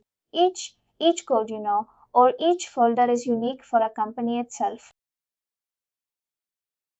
Correct. In adaptive, is it similar too? Does it work similarly? Or you need to have a subscription specifically for an entity? See, actually, you're getting confused on the question on the top level. See, you can do planning at entity levels. You can do planning at cost center levels. Let's say I am not getting one proper example for this, but you know the company should be, the parent company should be same. That's my first clause. I totally agree with you. That I agree with you. If the company is dealing in oil, if the company is dealing in automobiles, if the company is dealing in energy sector, it can be captured in adaptive. It can be captured. These will have, this will have a separate hierarchy. The oil industry, automobiles will have a separate, energy will have a separate, but everything will roll up to that one parent company. There should be only one company, and these are the subsidiaries of that company. In an adaptive, that is possible. But in your case,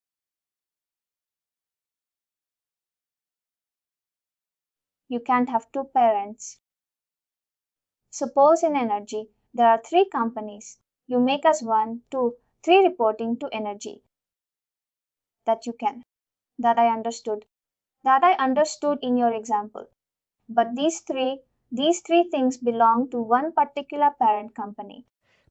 But if you're saying that there is one company for this data, there is second company with this data, and there is no common parent company for them, then obviously it is like this is a separate instance and this is a separate instance. There is no connectivity between both of them. You're getting a credit. Correct, correct, correct. That what now? What you explained was my question. Oh, one instance and second instance. There should be one parent company and there should be all the subsidiaries inserted. That is possible in adaptive. This is also possible. But for that you require two instances because Maruti will have different data. Tata will have different data because they are two different clients. They are not going to do any unless there is a merger between both of them. Got it. Now I got it. What we tried to do is we tried to build India, USA, UK, Australia by a manual way. This is the Cloud Foundation Australia. Or just save this and accept. Another level. This was I want. I wanted this error. If you get such kind of an error, that means the code is not different. I would just write as Australia demo and accept changes. Now you can see the structure here. We have the Cloud Foundation thing created here. Now I want to create levels under my India country. What are the levels? Let's create Mumbai. I will click on India. I will write Mumbai. Here again, I will change the roll up. Now, what should be the roll up for this level? I will go to Cloud India. I will click on India and currency would be INR.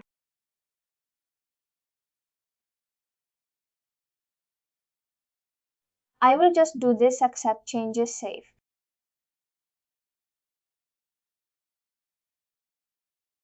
Now what I'll do, I will click on Mumbai and I'll try to create a new level just to see what happens in this. Can you see the currency is by default taking as INR. I wanted to show you this. Now why this happened?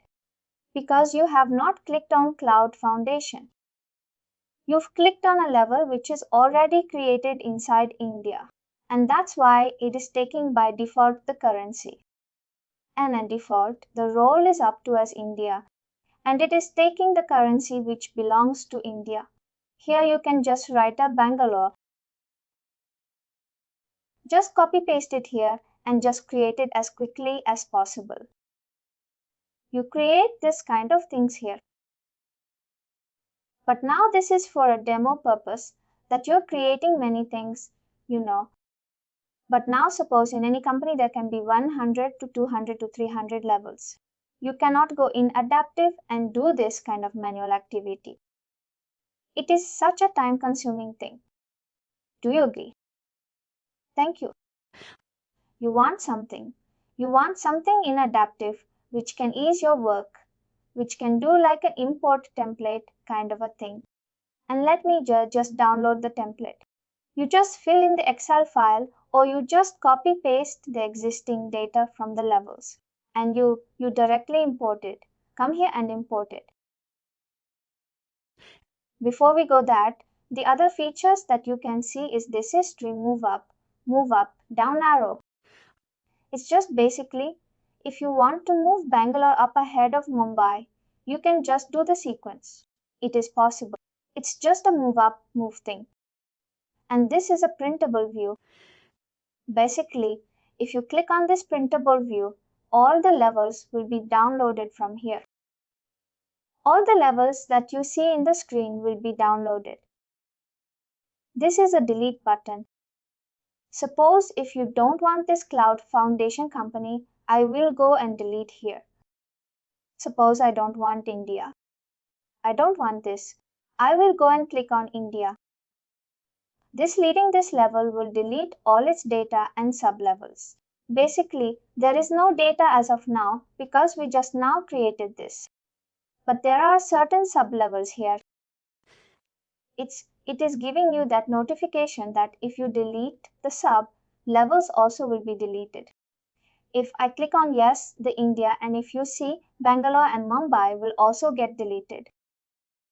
You can see there is no Bangalore and there is no got it. You're trying to delete Cloud Foundation, then US, UK, Australia, everything will be deleted. Everything. Never delete the parent level company unless you have done the checking on the inside levels. Clone level is something which is a new option, which just clones level and you just create a copy of the same level. You can see that by default it is coming as clone of USA and the name. Everything comes as the same functionality which you attach here. It is normally not used, but you can definitely clone some levels if you want to. Now what we are trying to do is any questions on the features, on how to manually create levels and these features and the features that you see on the right hand side. Any doubts? Everything clear. Now we will try to understand how we can create this particular Excel file in a short span of time that you can see the entire hierarchy here. This is the last feature. You can see import organization structure. If you click on import organization structure, you can see this import operation, update and append and reload entire structure. Please make notes that never you should utilize this particular option, reload entire structure. Suppose you download a template. You write something in that template and you click on reload template and upload that file. What will happen? You know everything will get deleted with the data, with the levels, and the new levels that you are importing will only be reflecting here. Never use this option. Always use the first option, which is update and append. Update. You can create. You can update any values of the existing levels, and append means you're creating new levels to the company. What you will do, you just click on this option. You will click on this download template option. We can see one Excel file is downloading. You will just open it once it is downloaded. This is a template for writing down in the template which particular levels you want and which particular levels you want to create an adaptive. I think I clicked on it, but it's not opening. Is there a way to recover the data? Like assume that you accidentally choose the second option. Yes, and the data is like deleted.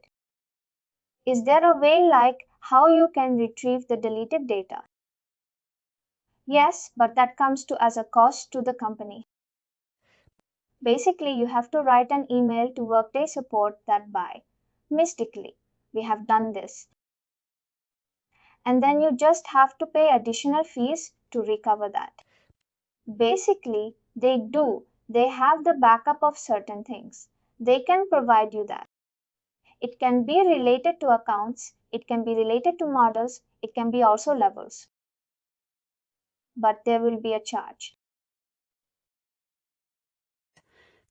In this is the template.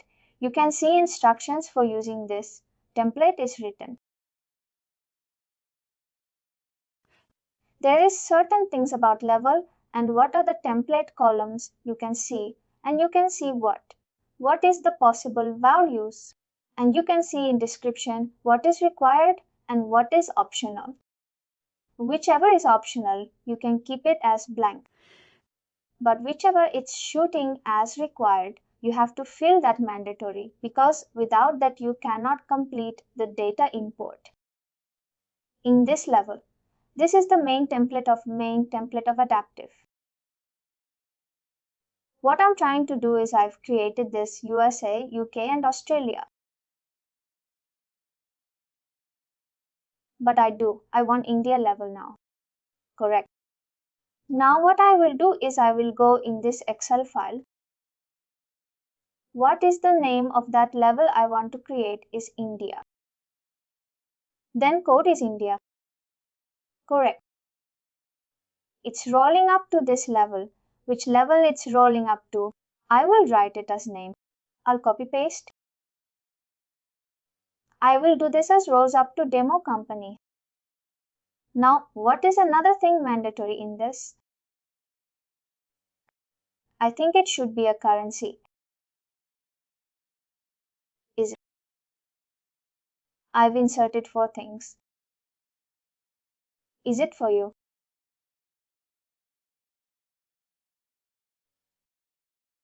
Sorry, I was on mute. Whenever we are kind of uploading a data, the parent has to be created initially. Is it? Perfect. At least the reason why I asked you is because Cloud Foundation we have not given in this upload file. I don't see the name Cloud Foundation under the column a name and no where we have given the currency as USD. That's the reason I asked you the question. 1. Once you create the top level in the company, then the later on, whatever levels are there, you will generate it automatically. For example, now I want to create these levels. Automatically Mumbai, Bangalore. Do we have Chennai? How much levels we have? We just copy paste. We have Mumbai, Bangalore, Chennai. Perfect. And now in USA we have New York. I will just copy paste this also. Because we have already created this. And then I will copy paste in London also. And then I will copy paste these levels also.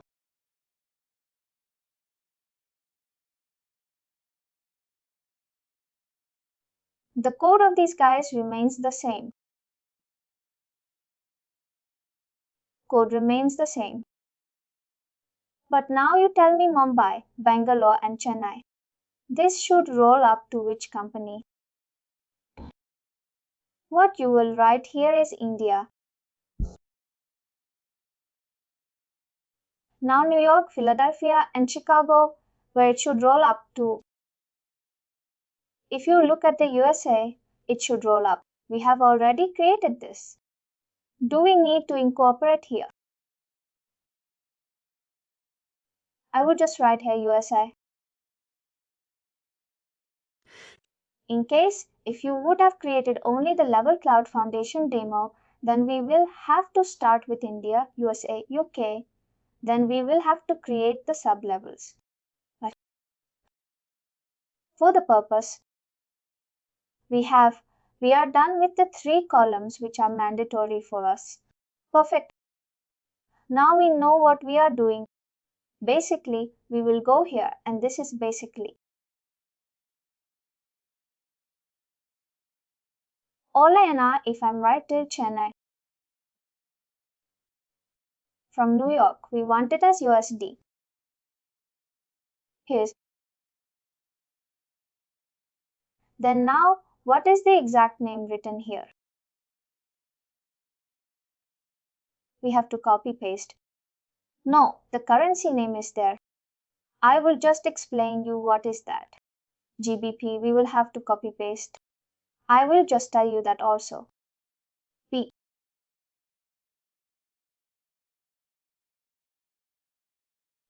And we will have to check. Yes, we will get an error that this kind of a currency does not exist. Just check. I think I would just have to refresh because my screen is just freezed out as of now.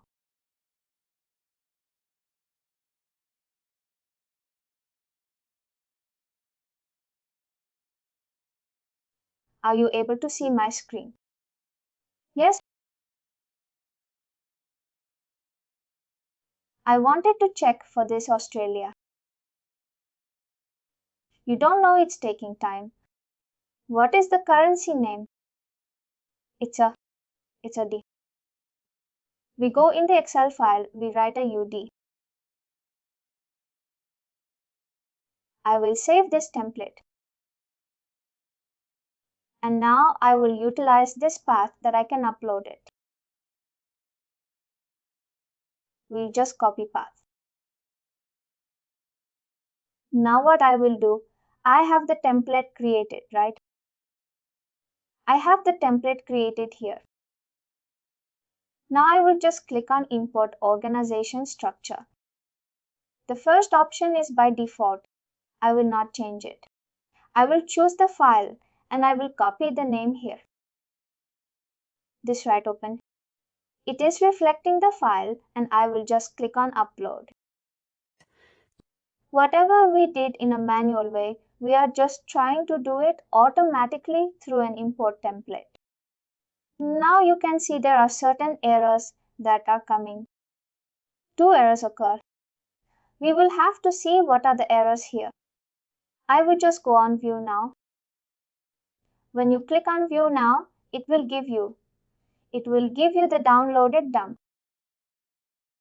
And it will also give you an additional page, additional sheets, which will pop out. Where is the error exactly? We will just check and we will try to fix it. I think the mistake should be in the core side. If I'm wrong, if I'm right. Because additional we require. Rows up to parent, value was not found. Did we roll up at cloud foundation level? Sorry, the import. No, the import. I'm sorry. Did we click on cloud foundation? No. It does not depend on that. It does not depend because by default it is going in that structure itself. I think it's weird because we have already there and I don't know why this error is coming. Company value is required. I think we have additional line item here. Rows up.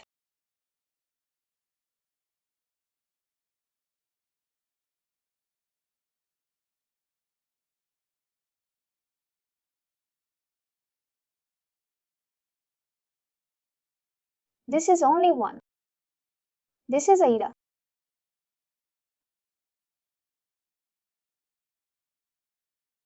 Cloud Foundation. Why is this throwing another? See if it is the full, the name is correct. Cloud Foundation demo. I think I copied from here only. Should we click on Cloud Foundation demo company. Then do the no. It does not depends on that, because eventually this is an, I don't know. I mean, just try to.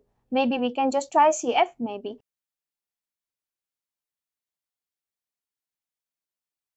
And just changing the name.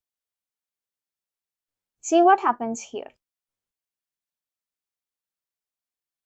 Now I'll try to import this template itself directly. We'll see. But it's good that certain errors come while this, because it will help each.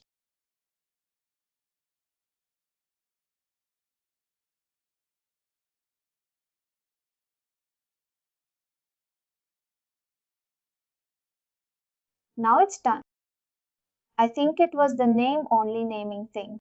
You can see that automatically we have done the hierarchy here. You have India, we have UK, we have USA.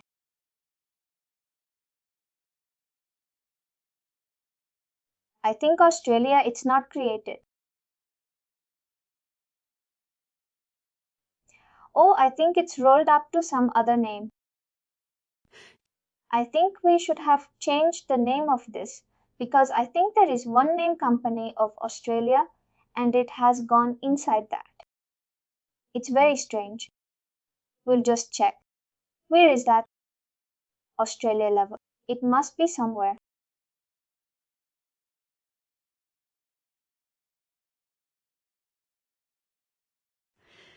Now where is? We'll just search, because I'm very sure it is. It has got imported, but there are two Australia levels.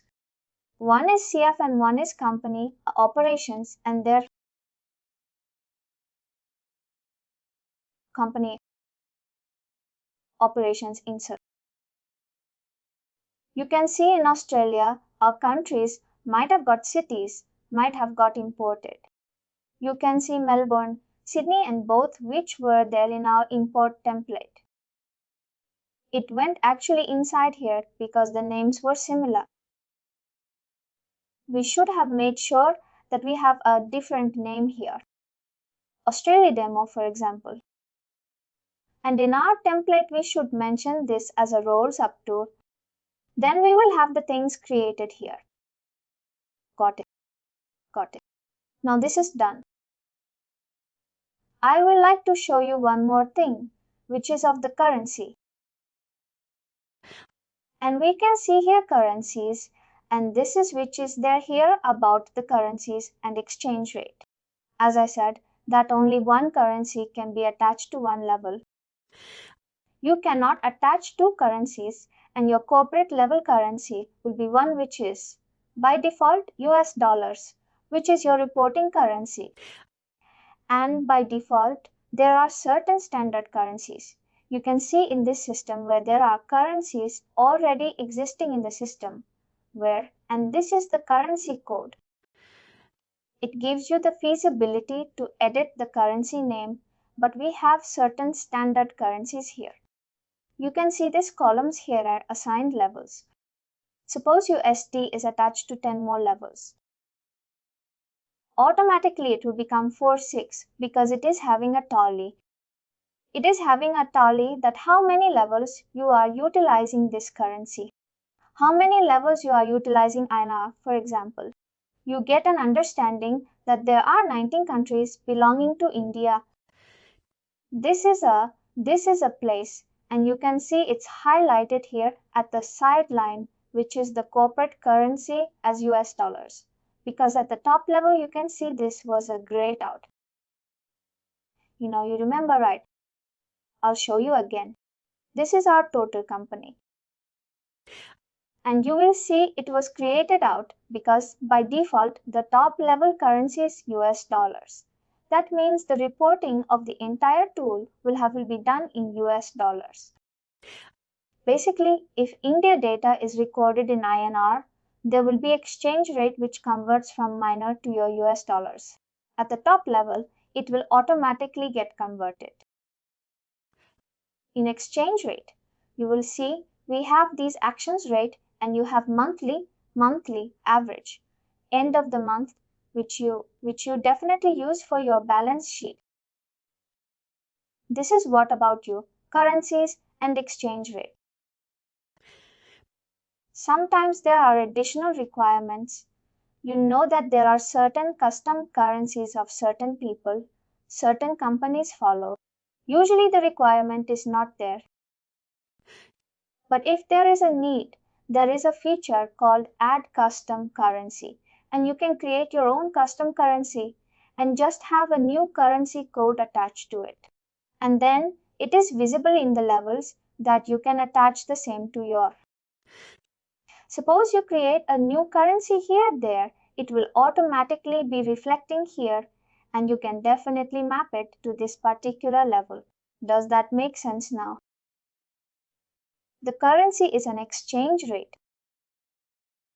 And another thing is the exchange rates that where you can enter. If the question is for this particular conversation, you can see sample data that must be imported for certain currency exchange rate. Basically, you can see Australia to New Zealand and certain like the rate type is also there. Whatever the rate. Depending upon the rate type, you can have the month-wise exchange rate imported in the inadaptive. This is another thing. This is a one-time activity. By the way, you will have to set the currencies. You will have to set the exchange rate, and that's it. You will never come back and you utilize the screen. It is just a one-time implementation which you do for currencies and exchange rates. For good. We have completed your currencies and exchange rates. We are doing these levels as of now. In levels, you understood how you can create a level by manual way and how you can create a level by import way. You understood the additional features of this about how you can tag two currencies and all of that, how you can change the roll up also, because that is important. And one thing is that you can see certain elimination settings or an elimination level. Elimination trading partner. Basically, this is only for elimination things which happens in consolidation. Very few companies have this kind of requirement that comes up where they want to negate one particular level and they don't want the values to pop up again and again if they are trading partners of each other. For such cases, if there are two trading partners which trade with each other, you just have to take on this book and that will handle the elimination. Here you can see I have written certain in the top that what are the prerequisites when you're doing the trading partners and elimination level. For trading partners, you cannot assign the top level as a trading partner. You cannot never. And if one particular level is assigned to elimination level, then the same level cannot be assigned as a trading partner because it does not allows you. Or the system does not allows you to make one level as a trading partner and the same level as an elimination level because it doesn't make sense. Make sense? Right. This is about the additional feature which you can see in which means that basically a data of one company can be the data of the same company. Perfect. Correct. Data and a creditor has to be get knocked out at different companies. Different companies. Perfect. And the version is again the same. This, whatever level you will create, this is by default created and available in version. In every version, you will see these levels. Level attributes and level dimensions. We will do now. For example, let's jump on our thing. Now, in our example, what we are trying to do is we are doing country-wise and then city-wise and then store-wise. Our planning is by this level. I am saying that I am not planning by continent. I am planning only by countries. But if you want the data that what? How is the performance by continent? You know, if the higher management says that there are certain companies in Asia I want to understand what is the reporting like. What is the number that is coming for Asia? What is the number that is coming for America?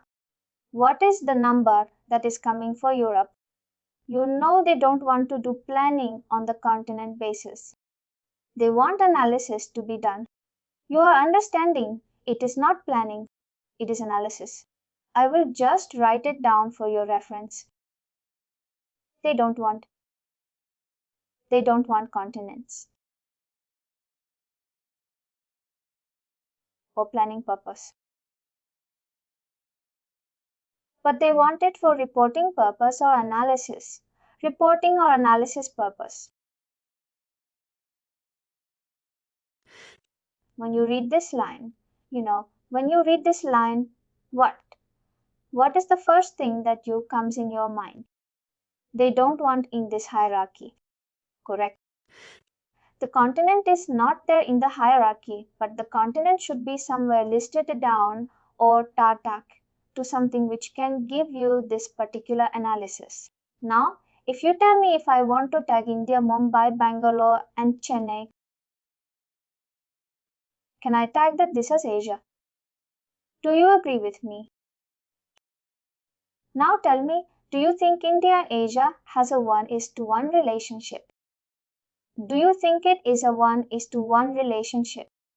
Do you think this is going to change? What do you call this? We did this yesterday, that whatever we have as a 1:1 relationship, attribute. What do we call this? Perfect. This is an attribute. Whatever we create, this will be an attribute. Similarly, USA, UK, and Australia will have their own continent. What we will do is, since these are all levels, and since these are all levels and these have a 1:1 relationship with some kind of an attribute which is continent, we will create that as a level attribute. And that is what we will be doing. That attributes are different category. It is not a planning. It is not used for planning purpose, but it is giving you an organization hierarchy, but it is a 1:1 relationship. Because it is establishing your relationship with the value, that value can be your level. Their value can be your dimension. That value can be your account. In our example, we are doing. We are attaching it to your level structure. What is this called? This is called as a level attribute. Attributes can be attached to accounts. Attributes can be attached to dimension, and attributes can be attached to levels also. Follow with me, it's here. Now where you can see this level attribute screen. I will just go. You can see level attributes is their staff and supervisor organization. But can you see continents here? No, see continents. That means you will have to create it somewhere. You go on modeling. Where do we create it? Do you see level attributes? Level attributes. Do you see dimension attributes? And do you see account attributes? There are 3 different sections for it. If you want to create attributes for levels, you go here. I click on level attributes. There are 2 attributes already created, staff and supervisory organization, which you can see in the tagging. Got. Once you create here, it will reflect here. Let's create it. How you can create? You can see this option, create new level. Create new level attribute value. This is the new attribute level which we will create. Now what I name this is continents. Again, there is a display name and which you can have a display code and stuff like that. But as of now, we will keep it as continents. You can see this, keep sorted and level import checkbox. I will explain you in a while. I'm just creating this continents. Now inside this continents, I want 4 values. First is Asia. First Asia. I will create this safe. And then again I will click on this. I will use this value, not this, because this is creating the top level and this is creating an inside value for the continents. What I will do is I will create new level attribute value. Let's say North America. I want you can see this drop down. You can see save and new. If you click save, it saves and you will again have to create. Go on this and click. But if you click on save and new, this will get saved and automatically the same. The name cannot be empty. North America. If I click on save and new North America gets created and automatically this page and it's all the current. I will create Europe here. I will create Europe. I will create save and new. It is just a faster way of manually creating the level attributes. The final is Australia. I will just save this now. Now we have this attribute created. Now what I will do? I will just refresh the page of your levels structure. I will just refresh it. Let's see. It's just saying something else. Now what I need to do is I need to tag my continents to my country. Let's start with India. I click on India.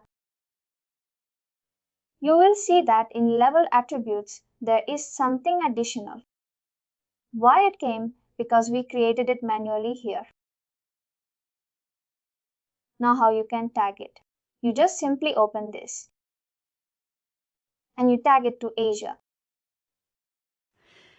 Once you do, it is saying that any child level which does not have a compatible attribute value will have this attribute value change. Do you want to continue? What do you mean by this? What do you think that will happen now? Which means that everything under India, right? Mumbai and the different other cities under India will get the same attribute level value of Asia. Perfect. Perfect.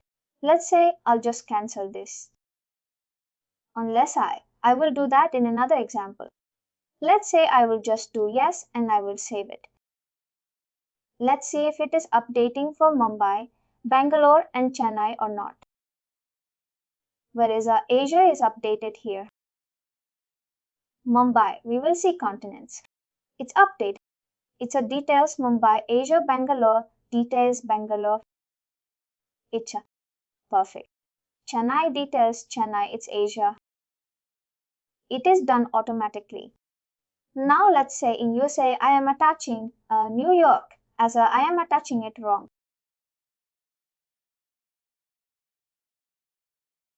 I am attaching as Europe.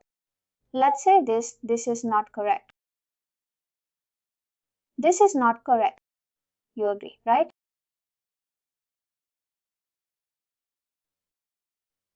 What I'm trying to do is in USA, USA is the top level basically. And inside them there are 3 levels. In USA I change it to North America. Any child level, again the same pop-up has come. Let's see what happens now. I will just click on save. Let's check for Chicago. It's North America. Correct. Let's check for Philadelphia. It's North America. It's correct. Let's check for New York. Now, what do you think what happened here? It changed to North America. Correct? But initially you went inside and did the tagging to as Europe. But now, once you do anything to the top level, it gets reflected to the child. That's what I wanted to explain you. Because here it always depends on the parent level itself. Another thing I would like to tell you. Let's say in New York. I have done this as a Sing. Let's say I'm selected Singapore again for New York. New York, You're changing the currency. And in here it's as dollars. Again, I will do this as dollars and try to save this. I will check for New York. New York. What is that? It is for currency. What happened here? Why the values did not change here? Similar to your attribute, because Philadelphia is still the same, but here it's a different. Because we didn't give apply to all other sublevels.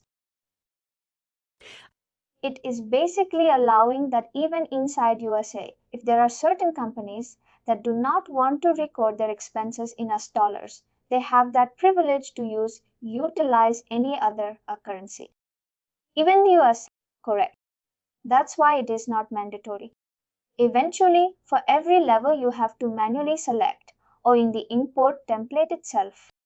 And you just say that. But any other feature like your level attributes and level dimensions, like this, whatever is attached to your parent, it will get automatically reflecting in the child levels. Is this clear? Good to go far.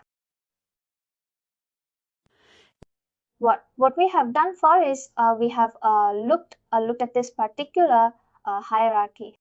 We have tried to create it here. We have studied about currencies and exchange rate. We have done this attribute is. We have completed level attributes today where we use this particular continents as an attributes. And then what we understood that they don't. If the company don't want for the planning purpose, then there is no requirement in the organization hierarchy. You can utilize as an attribute for analysis and reporting. Basically, now they can do the analysis based on the Asia, based on Europe, and on. And also we did it manual way of manual way of creating the levels and importing through the template. Similarly, attribute gives you the import template structure here, and it is the same. You can see this page. This page is also same, and this page is also same. What could be different? Only the template will be different, right? You agree? Because in level the structure is different. In here the structure is different. Let's do quickly a download template for your attributes also, that we can complete the level attributes section. And it's opening. I will just create another attributes. Let's say locations or any other. Let's just for example, again, this is the template for this first tab is always instructions. Second is always level attributes. The advisable thing is whenever you download any template, don't delete any kind of a sheet because it does not impact. But please do not do any changes on the template. And also in the columns, whichever are optional, you can delete them, but whichever are required, you should not delete those columns. Let's try. I'm just creating as a, let's say, employee gender. I'm creating an attribute display name. Can we see him? Attribute value. I want this to be male. I want this to be female. I think there should be code. Also, I will copy paste the same here. Your parent is done. Oh, what happened here?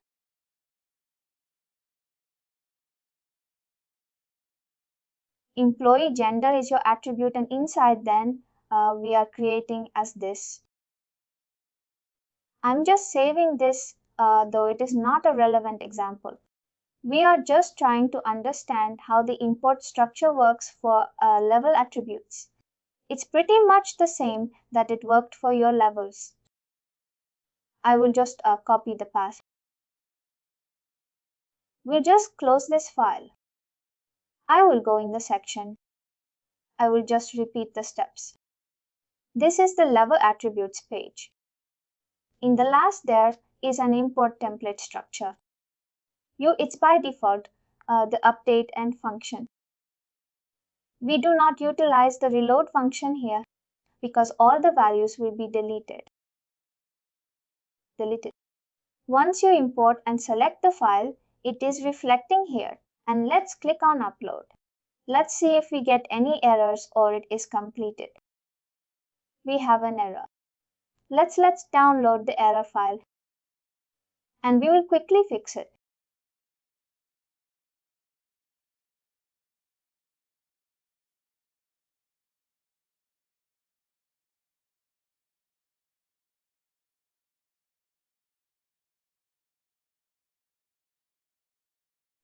Apart from this, we will kind of complete the versions.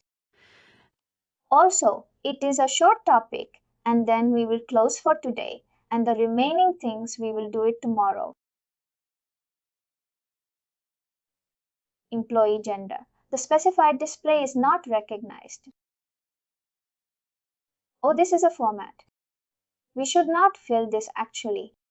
There is not a format. We should keep it blank. We don't require anything else. I will just save this because it is a format. Basically, it is asking whether the format should be name code or like that. We should keep it blank only. There is no, it is not required. Again, I will click here. I will choose the file. Don't upload.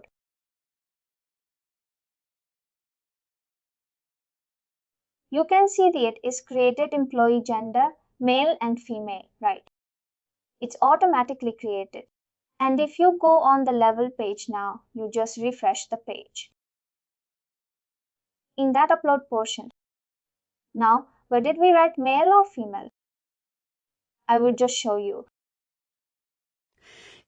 Let's check for any level the employee gender is coming or not, even though it is not relevant here, but it should come. It is coming and it is giving you the feasibility to choose between two values. As of now, I will go and delete this because this is not a level attribute because it does not make sense. This was just for demo purpose. I'm deleting this employee. This is the delete button. And this is again the same view. This is the printable view. If you click on it, levels get downloaded. And if you delete, this is the delete button. Your question was, where did I wrote the thing? I will just show you level attributes.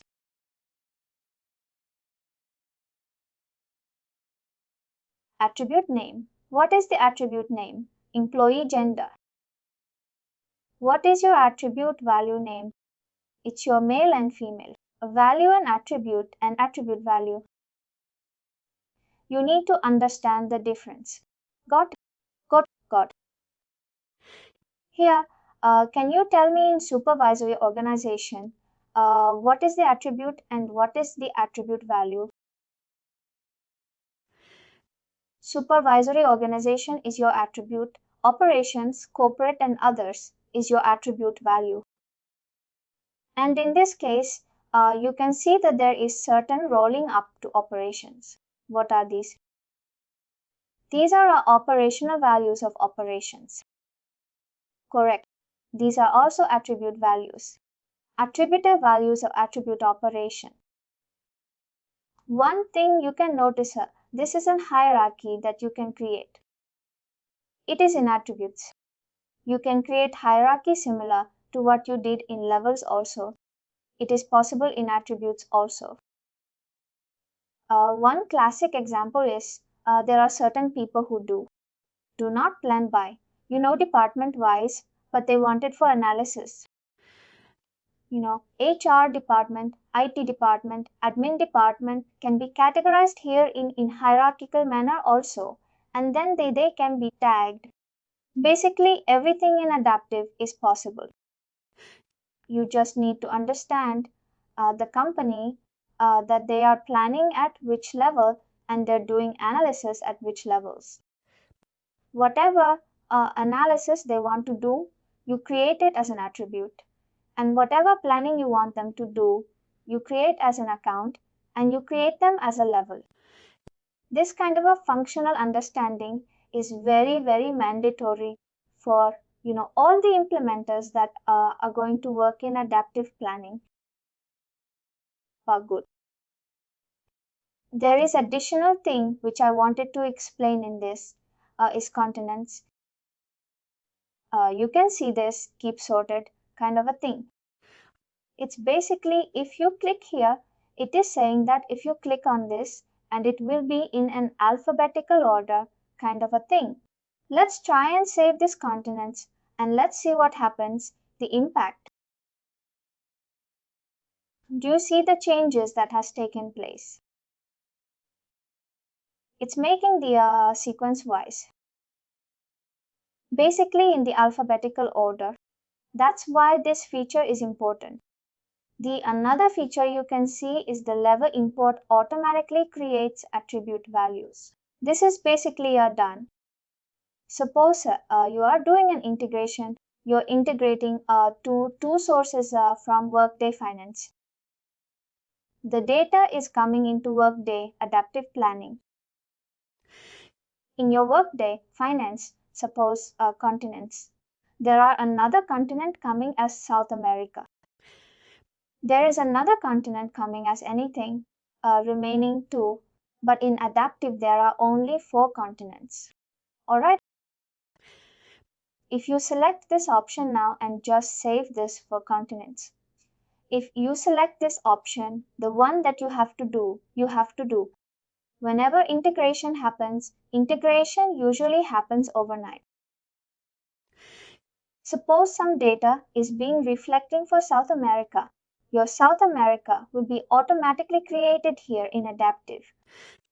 There is no need for you to go and create this manually, or there is no need to grow. Go in your import template and create it. Because you have selected this option, that once you select this, whenever the integrations are running from backend, it will automatically get created. You get the feature for this. You understood what is happening. Suppose supervisory organization, it is not. Click here. Now suppose integrations are running for this particular thing and there are certain new data, new values coming. Now what? What do you think? What will happen?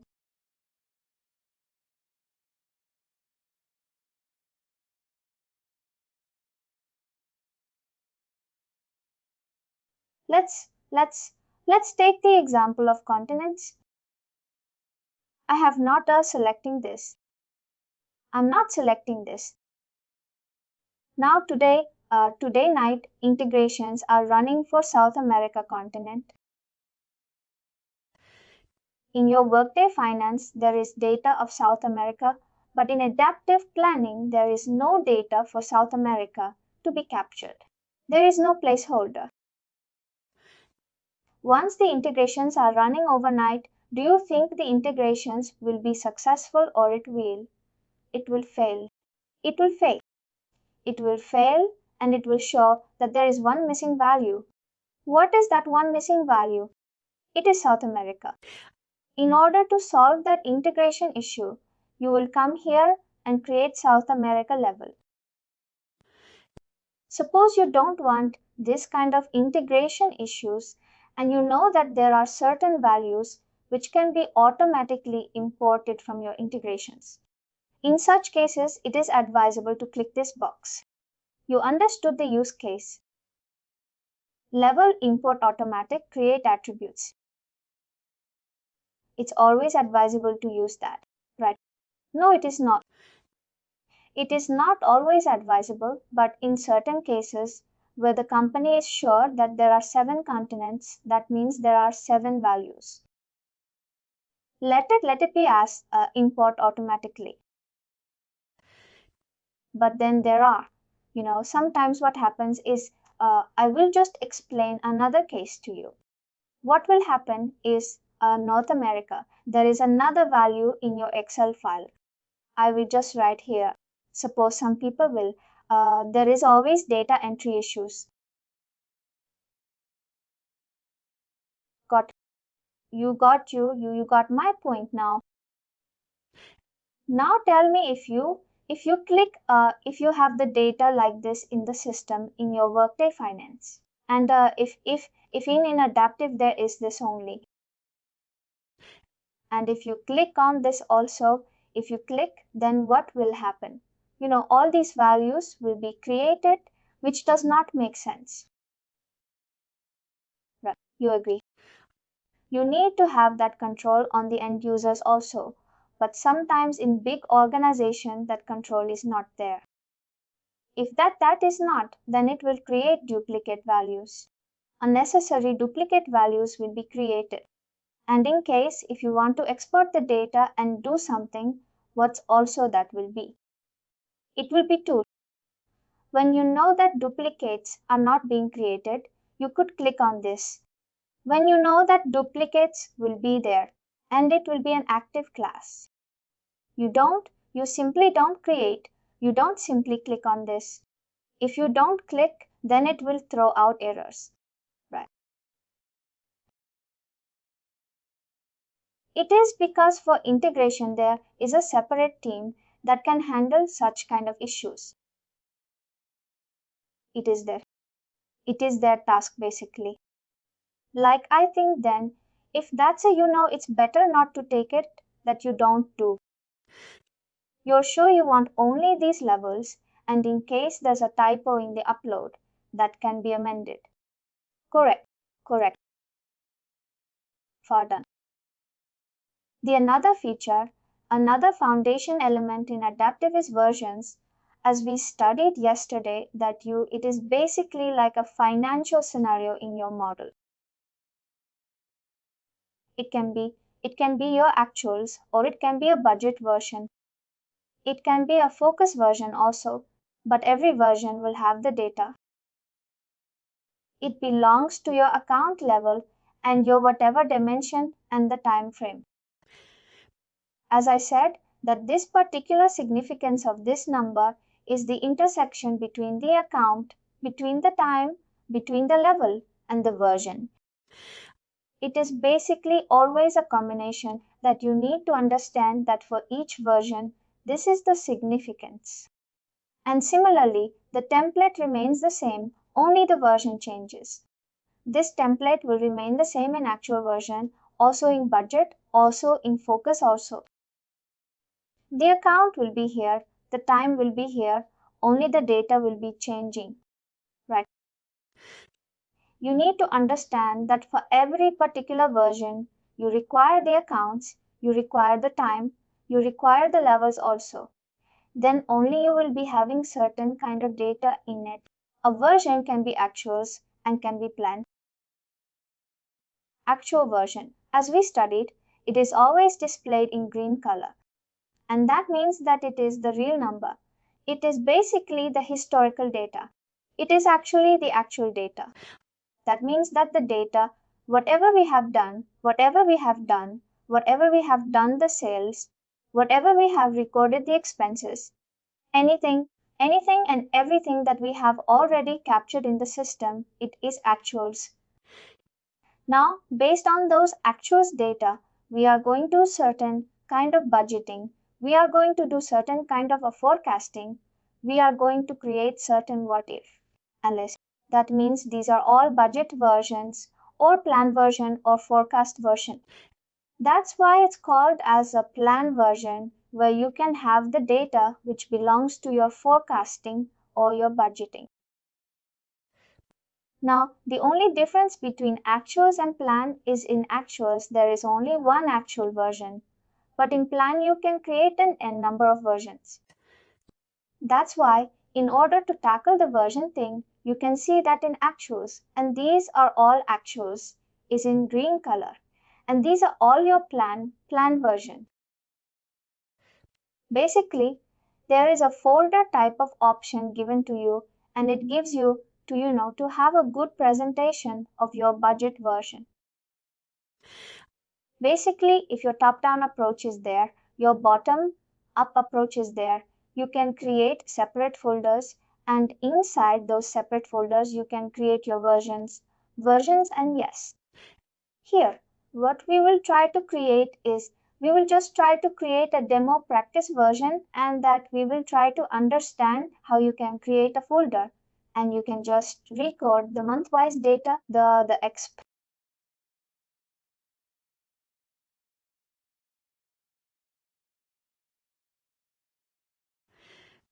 Based on my experience, the companies prefer to have certain data recorded in the last month and it is used in the next month. Basically, what they prefer to do is they prefer a version month-wise and they load the data from January onwards, from February onwards here, from March onwards here. Basically, they load the data and they create versions specific to that. This is a monthly version snapshot folder that we will be creating. 2022 will be here, and then there are several 12 months version. Similar happens to 2023, and then a separate folder is created, and then the separate 12 line items are created. We will try to understand how it is created in Adaptive. Basically, you understood how we can enter the version page. Let's say I'm just going to. You can see this option.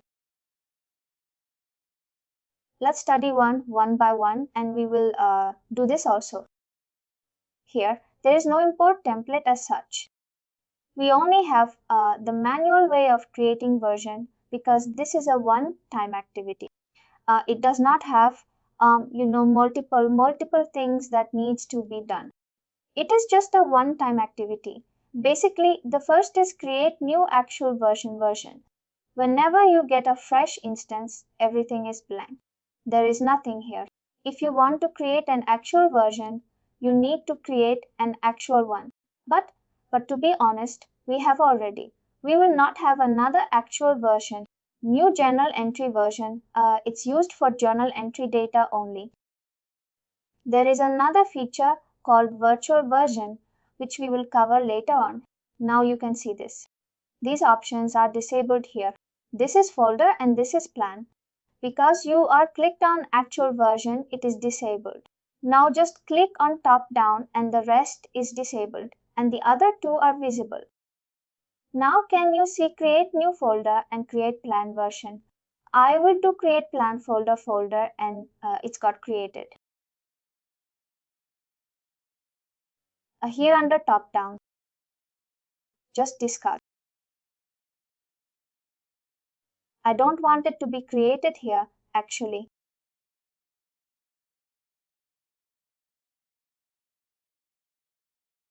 Just name it as practice folder. The folder detail is practice. It's getting loaded. You can see practice folder is there now, it's coming under.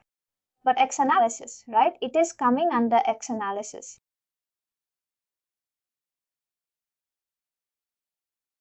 Expand all, collapse all, we have this feature.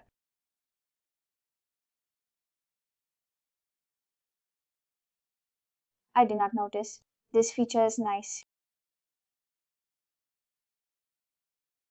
How can I change the roll up? Because we don't get the roll up option here. What is the left one besides the?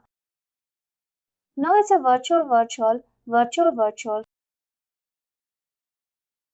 Click on create plan version. It's by default getting created here, the plan version. We had an option of plan version, top side right. Now we will do that. Plan version plan.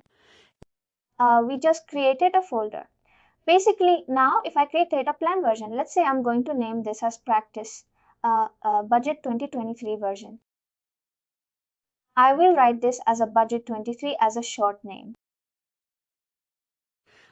And you can see the additional features, or what do we call it as parameters, that needs to be attached to your version. Basically, You are giving the rights that who can have the full access, which users and what kind of a sheets access for this version. Ideally, it is advisable to have this kind of a settings, which is a full access for this, full access for this, because it should be visible in all the sheets. It should be visible for all the users. Suppose you are doing some kind of a focused activity which is only for CFO or something. There is a group called where you just want it to be accessible only for the board members. If you attach it to it, what is coming group name and access level must both be selected for this access control.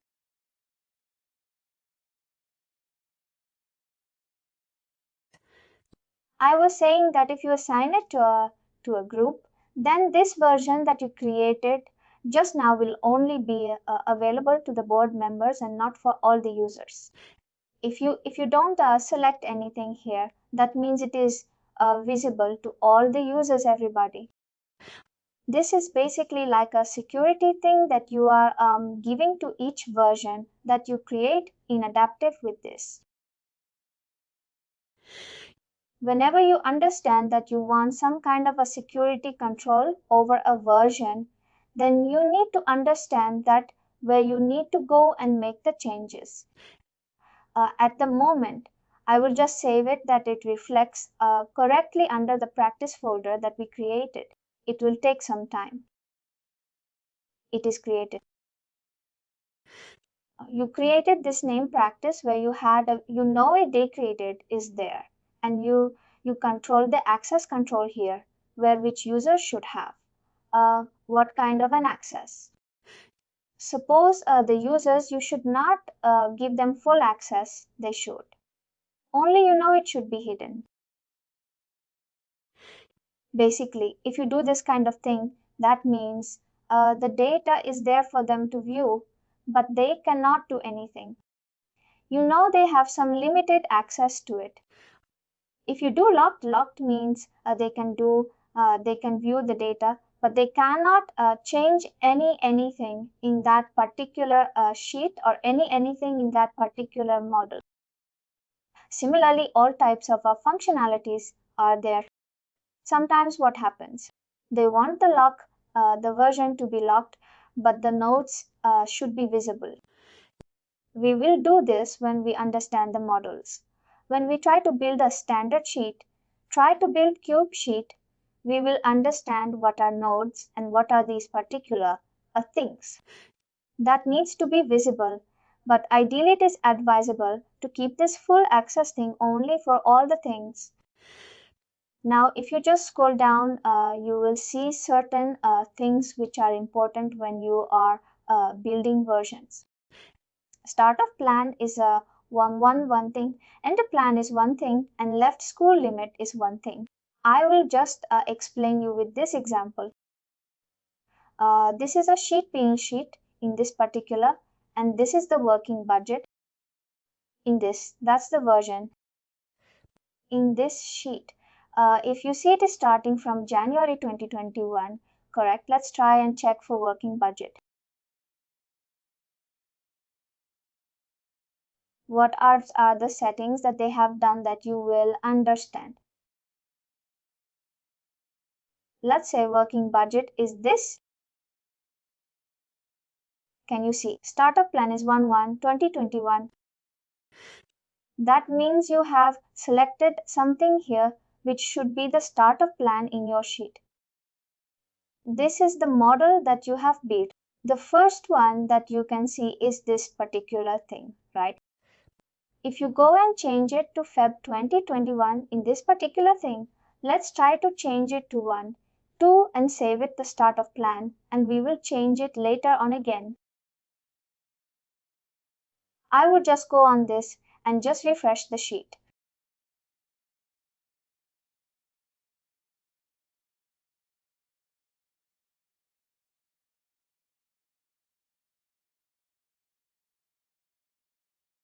It's still reflecting.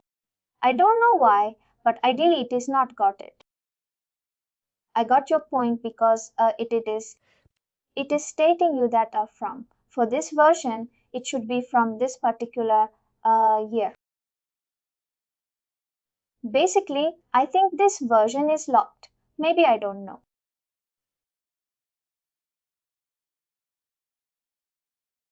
Similarly, I think it is locked. That's why similarly end of plan is F5 2022. That means if the sheet is starting from that, it should be there to 2022 only. That is the meaning for that. Start of plan and end of plan, you get a decision. Suppose you are making for practice budget 23. What should be the start of plan and end of plan? You can decide here. I want this for 2023. This is my settings. I understood that my start of plan should be this and my end of plan should be this. I would just save it. And the left school limit is basically when once you start on the screen, basically you can see that in working budget, you will see that F5 2020 is there.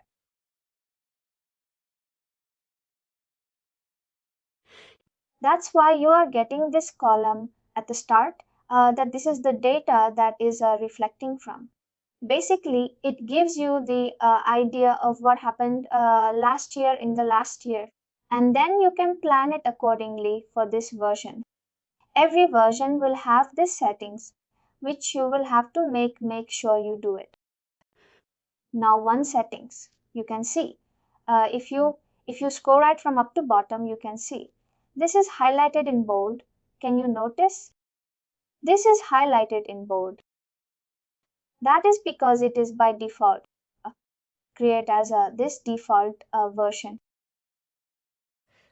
What does this mean is whenever an end user, suppose you have built several versions here and you have built several models here, whenever I will log in the system and I will open the P&L system, by default this will be that version that will be coming, which is the bold one.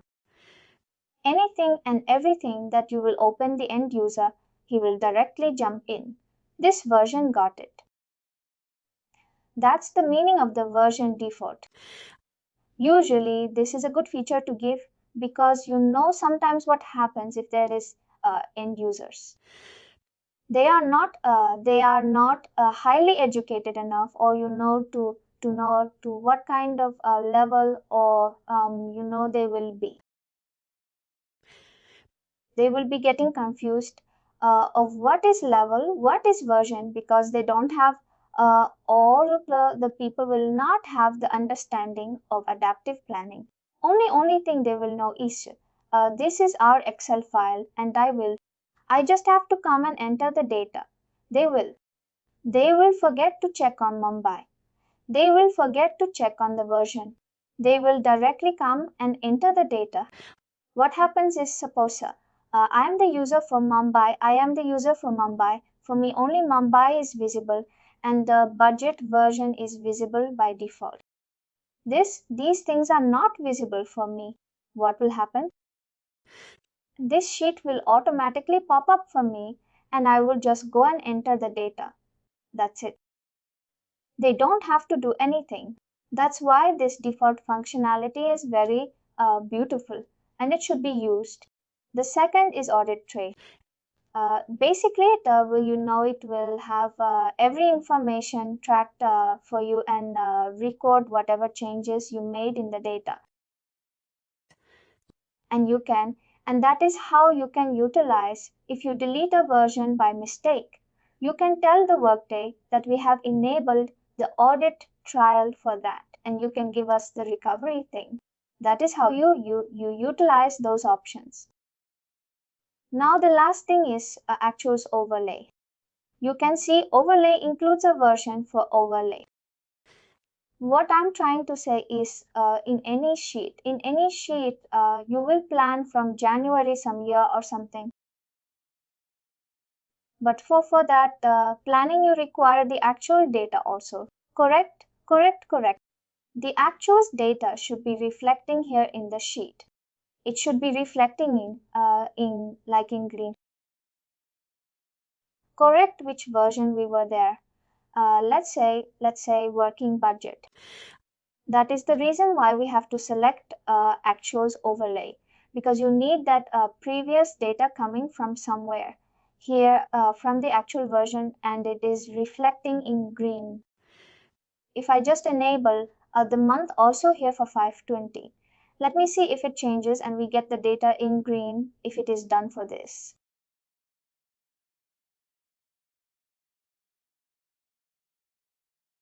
Yes, it is done. Can you see? The data is all in green. This means that in this sheet, in this version, we have utilized the actuals overlay function, where you can get the data from actuals also, and you can display the data from this version also. You get both the data in the same template. Basically, you don't have to switch the versions. Go back to actual version and do that, because in the same version, if they want both the data to be displayed, it is very good feature, right? That's why this feature is there. Actually, overlay that we need to enable in the system. The last you can see this lock leading completion day and through. I would like to explain this. When we complete the sheets later on, and you will definitely understand it much better with the help of an example. But now, as of movement, we have created this practice budget version, and this is a similar way of creating or deleting new version. There is another feature of generate printable view, and basically if you click, all the versions will be downloaded for your reference. And if you do this export version access, that means all of this will be downloaded for all the versions. Basically, if this version has access to administrator, has access to users, whatever you will require, it's there in the export version access thing, far clear. I'll just click on this.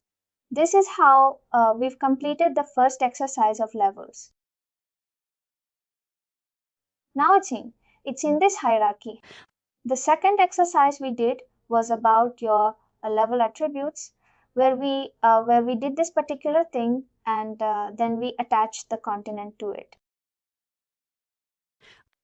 We created this continent here, and we added the attribute value, and this attribute is then used to tag here in the Asia thing, which you can see in the level attributes thing. The third thing we saw was the currency and exchange rates, which is by default created in here. We have standard currencies. It is there in the system. You just need to remember the currency code for each currency, that whenever you use the input template, it is you tag it to the correct currency, because otherwise it will show you yeah. And then the custom currency also was there, and then the exchange rate of our average, and which we can upload in here in this particular exchange rates.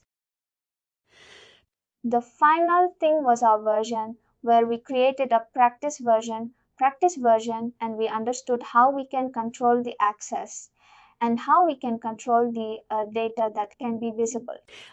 And we did it with this spell sheet example for your reference, and we covered that how the green actual data is coming when we use the actual overlay.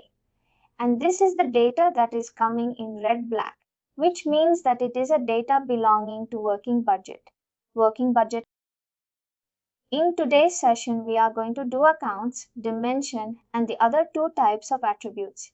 We will do basically the sessions are revolving around these 8 elements which you see on the screen for today's session. And I will start with the account section. If you guys remember what are accounts, accounts are basically a placeholder which is storing some kind of a data. It is either storing some kind of a calculation, or it is either storing some kind of a data. Basically, if you remember this sheet which we were building on the first demo session,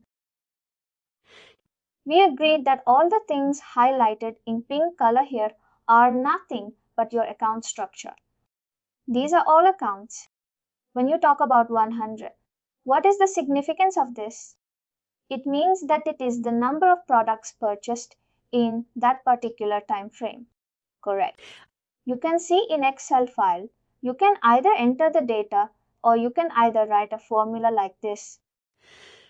In similar way, in adaptive in accounts, you can either enter the data or you can write a formula in that particular account. It is simple replica of an Excel file. Only thing you need to understand that in adaptive it is called as an account because it is a placeholder storing some kind of a data or storing some kind of a calculation. This is what we are starting with. That accounts are your containers that can actually hold some kind of a data, and the data can belong to your assets. The data can be your expenses. The data can be any kind of a business metrics like a gross margin or a gross profit. Anything and everything can be. Holding the data in your system is nothing but an account in adaptive. Mostly accounts will contain raw numbers or formulas. That's what we said. Now there are 6 types of accounts. We need to understand when to use what. Before that, you need to understand what is general ledger accounts, what is custom accounts, what is metric, what is assumption, and what is Cuban model. First, we can start with general ledger accounts. As the name says, what does this mean? It is definitely the entire chart of account structure which exists in a system. You must be familiar with the finance models where there are certain chart of accounts that the company follow which are by default there in adaptive, by the way, and you cannot delete those accounts also. The structure of general ledger accounts is already there. You can see in the screen. You can only name or change the name and the code of the accounts here, but you cannot delete those accounts. All the assets, all the liabilities, all the expenses, all the credit and debit. Kind of a chart of accounts. It will be by default created here. It is there in the system. If you think that certain accounts are not there, then the adaptive gives you the feasibility to add a new account here in the GL structure. Or if you think the existing structure is not good and you want a new structure which is exactly similar to your current company, then it also gives you that functionality to import that kind of accounts. It is not mandatory to use these accounts, but it is advisable that you can use the system generated accounts itself. Basically, the only thing you need to understand is that you cannot delete it. You can see the delete button is grayed out here. You cannot delete any general ledger accounts unless they are manually created by someone. We can only rename. Suppose your assets start with some other sequence number or they have certain description, again written ahead of assets. You can do that, but it is this. These are all standard and it's basically the chart of account structure which is there in adaptive. The second, I will do it quickly, is let's scroll up. I think the instance is slow. The second one is, let's do custom accounts first before we jump to metric accounts. We are now focusing on custom accounts. What I said was, if you are not comfortable with the existing structure in general ledger accounts, if there are certain accounts which are not feasible and not can be included in this particular general ledger accounts, you can have it in custom accounts. If you see our example of this product revenue, all these are like custom accounts because this is something which we are following in an Excel file. And these are all built by ourselves. And later on this particular account is then going to flow in the profit and loss statement. But in order to make that connection, first you need to build these accounts. It is always advisable that you create this as a custom account because you cannot. You can store your data. You can write formulas. You can do anything in a custom account. It gives you that kind of a flexibility. You are also, if you click on custom accounts, the screen is pretty much the same. The screen is pretty much the same, just like your general accounts. Only you can see additional features. We will do a one by one. I'm just explaining you the types of accounts as of now. You can see we have created certain groups here and inside all the groups where there are several other accounts. In a similar way, you can create n number of groups and number of accounts with whatever logic you want. These are custom accounts which are already built. This is just to remind you that this is a demo instance provided by the company Workday. And it is already having certain kind of accounts and it is already having certain models. That's why you can see certain number of things built out here. But whenever you work for a client or as a fresh implementation, everything will be blank. Everything will be blank except the GL account structure. Everything will be blank and you will have to build everything from scratch.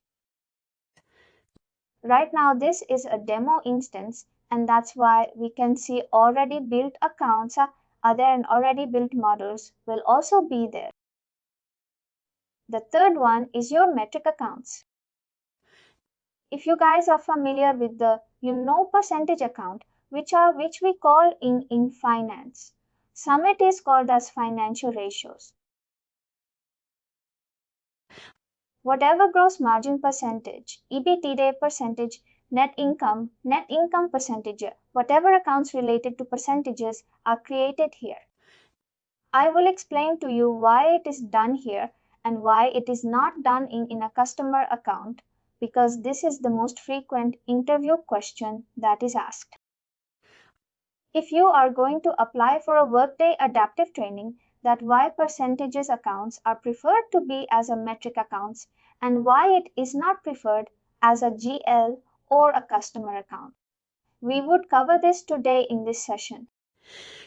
Only thing is you need to understand that the metric accounts usage is your financial ratios.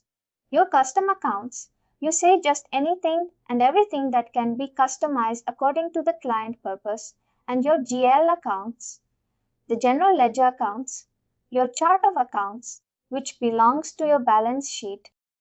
These three fundamental things should be very clear to you. Can you guys just recall what I said, that if anyone asks you general ledger accounts, then what is that? General ledger account is nothing but those which are part of your financials, your balance sheet, and P and L custom accounts are those accounts which you want to create based on your customization. Basically, the number of products, those kinds of things, and your metric accounts, those accounts which will give you the details are based on a percentage. Basically, your net profit. Perfect. Whenever you get any kind of a requirement from the client later on, you would be easily capturing that in your mind. These kind of requirement can be handled by custom account. These kinds of requirements can be handled by your metric accounts, That's how the level of understanding from your end will also improve. It's good. Good one, Thomas. With that, we complete our three types of accounts. The fourth one is your assumption accounts. Now, a classic example I can give you is, suppose there are 100 employees or 1,000 employees in your organization. And if you want to give a standard increment hike to them, and you decide that at the top level You decide that standard increment hike for all of them is 10% for all the 1,000 employees. What you do is in assumptions, you will create a driver. That increment driver is there. And you will write there inside the sheet that 10% should be given to all. That means you create the account. Once you enter the data, only once. And once that data is entered, the 10% increment is by default given to all the users. This is a classic example, but now in other cases where individual increment needs to be given by employee wise, you should not use that in such kind of a assumption account. It will be handled in a different kind of an account. Mostly it will be a customer account. Did you get the purpose for this? These are basically assumption, which are the drivers. It is like business key drivers for the companies. It's an assumption done at the top level by one entity, and it is followed by all other entities. Basically, it's the purpose. Is this for assumption accounts? This one is the fourth and fifth and the sixth. We will not cover today, but just to tell you, in adaptive, there are three kinds of sheets. One is a standard sheet, one is a cube sheet, and the third is a model sheet. A standard sheet is basically just like an Excel file. I will just show you the Excel file. This is a standard sheet basically. In a standard sheet, you will have accounts, you will have a time, you will have levels, and you will have version. This combination of four elements makes a standard sheet. But if you add a dimension to this sheet, then it becomes a cube sheet. And if you add rows and any n number of columns, then it becomes a model sheet. For model sheet and cube sheet, there are separate accounts which are model accounts and cube accounts. We would study that later on. As of now, our focus is on the first four, which are the general accounts, custom accounts, metric and assumption accounts. We will do this later on model accounts and cube. On cube accounts, we will complete it tomorrow and day after when we study individual sheets. Now you got the understanding of what type of accounts can be created in Adaptive. Let's try to build certain accounts in Adaptive now. I've just done a use case here for you guys to practice also. We would do certain use cases now. Can you see this particular thing? This is my custom account. I am telling you that I'm following the revenue structure like this. I'm maintaining salaries and maintenance costs. I'm recording expenses like this. This is my account name. In my Excel file, I utilize the account of for vendor 1. This is my code. I use the hyphen. I use the name and then again hyphen and then the smaller subversion of this particular area. This is the account structure that I have given you. Now I have to build this. Let's see how we can build it. I said in the start that this is a custom account. Where will you go in here to create this particular account? I will click on custom accounts. You will be able to see there are certain groups here already created. I don't want to merge inside them. What I will do is, in order to have a better presentation, I will create a new folder. You can click on custom and you can create a new group or a new folder. We just create a new group here. I will name this as, and it is rolling up to custom. Everything that you create inside this will roll up to by default this custom group. Now, inside this particular group, I'm going to create this account, which you can see in the screen. I'll just copy paste this. How you can create this? You will have to understand this particular features one by one, and then you will have to understand everything that appears in the right hand side pane. Thomas, if you remember, we did a similar exercise for levels and attributes yesterday. It's the same way that we will do it for accounts also. Let's do one by one. What are the features you can see here at the top level? First feature you can see is a create new account. Let's create new account. If I click on it, what happens? You will see in the right hand side it is asking me some mandatory values with an asterisk. Code is there. Name is there. What is the name of the account? The name is this. I copied it here again and I do it like this. Can you notice one thing? I've copied the name and the code are same, but can you notice one thing? What is happening here? When you write anything in code, something is popping up. What is that? That is an error. It is an error. Can you guess? Basically, it is not allowing you, space or something like that. You just have to make sure that you don't use a space. You can either use an underscore. This is a best practice that you can do. You can do it like this. Now you can notice that the error is gone right.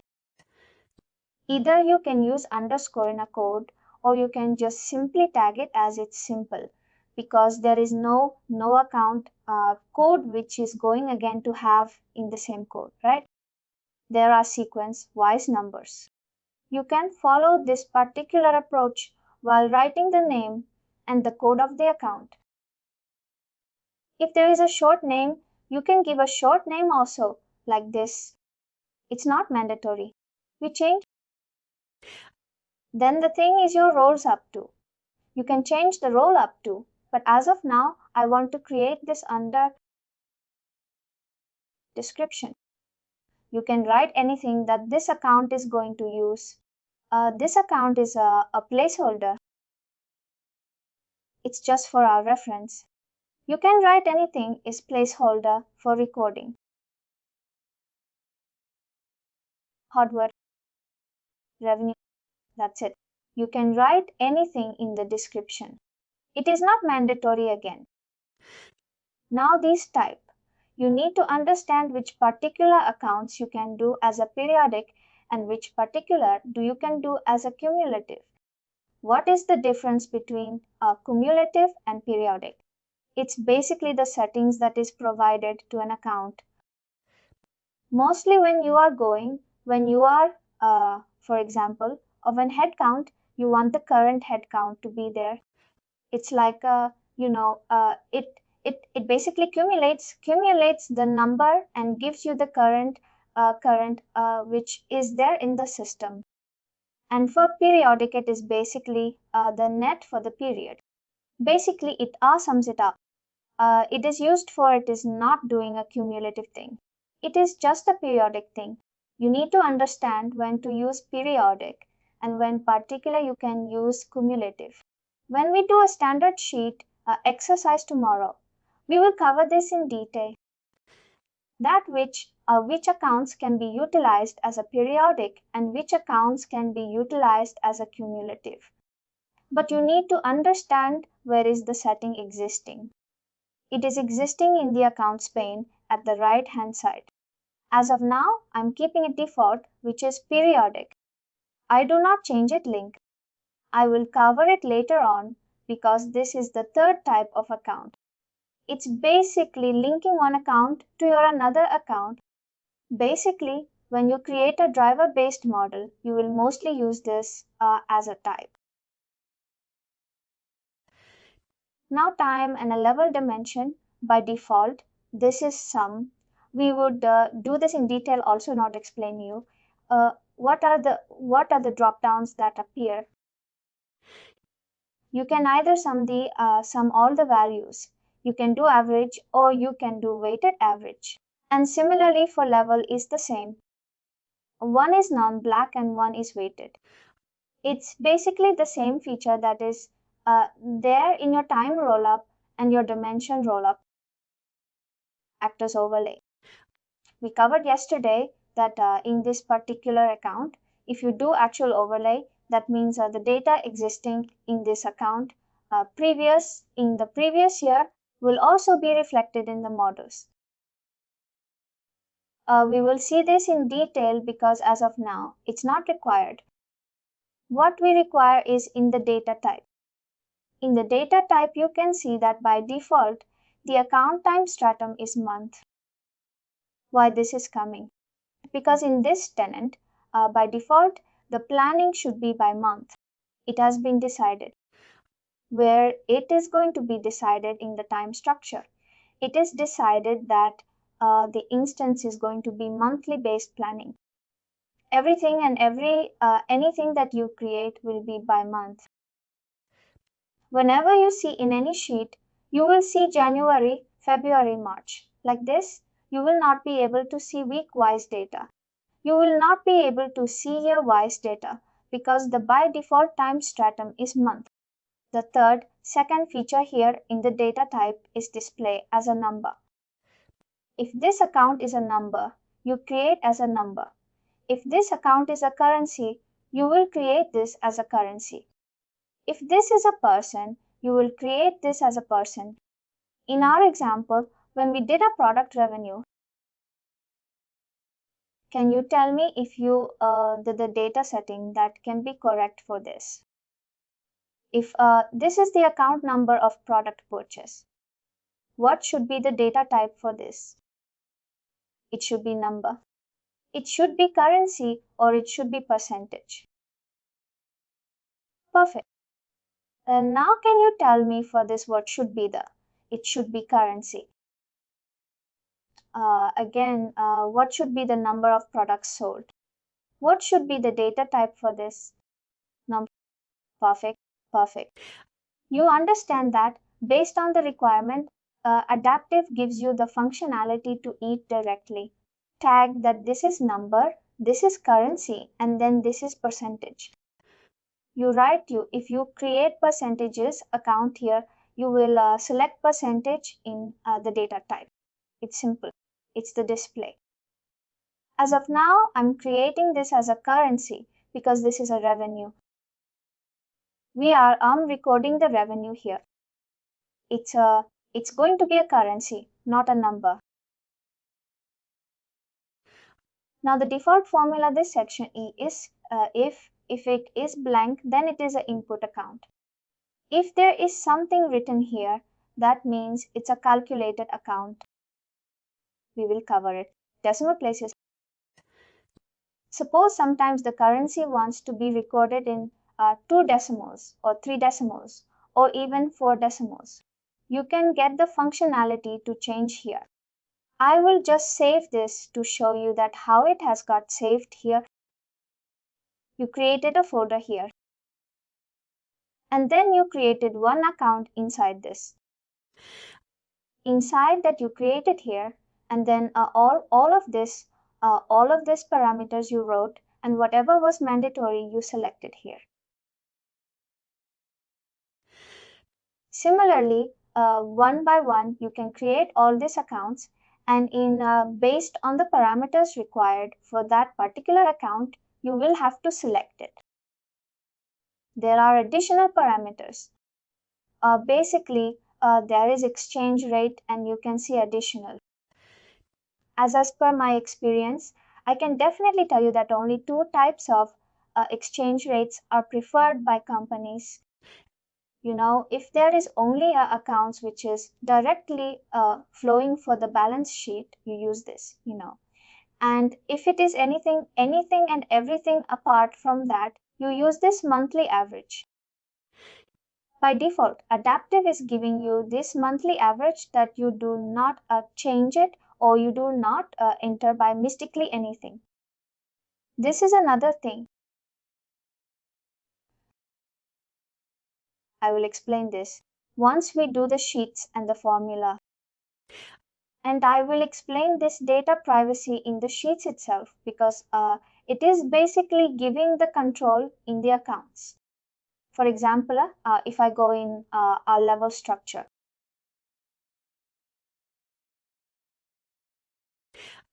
I want to tell you that, for example, Thomas only should have access to Mumbai, Bangalore, and Chennai data.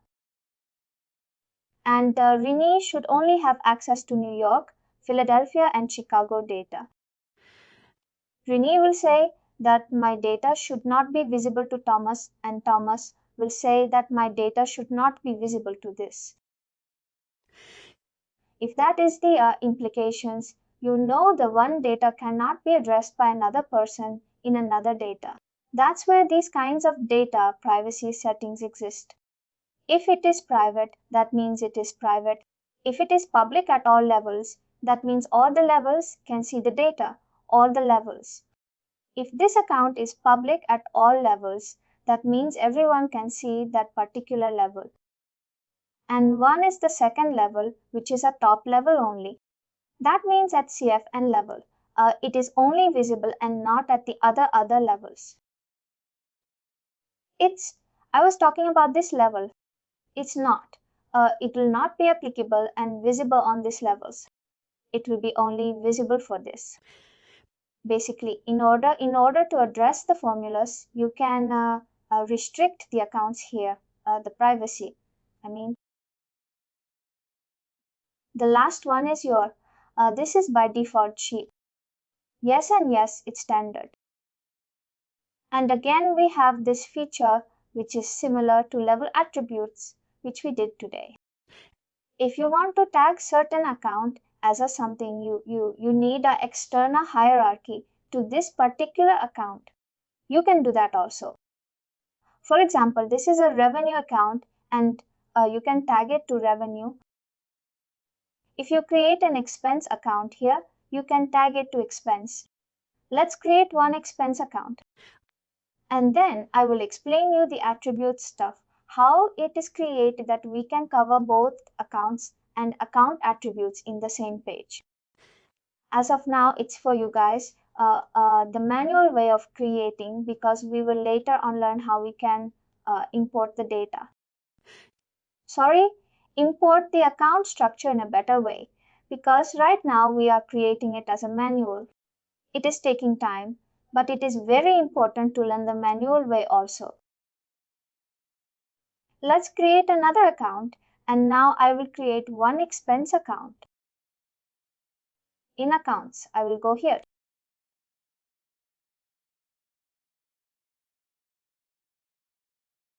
I will take this and I will tag this as an expense. I will copy paste this in the code. I will write 6101. This is done. This is done. I scroll down. I will keep this as periodic. This is by default. I will keep the same. I will not change it. I will not change it. A display as this is a salary account. I would say this is currency.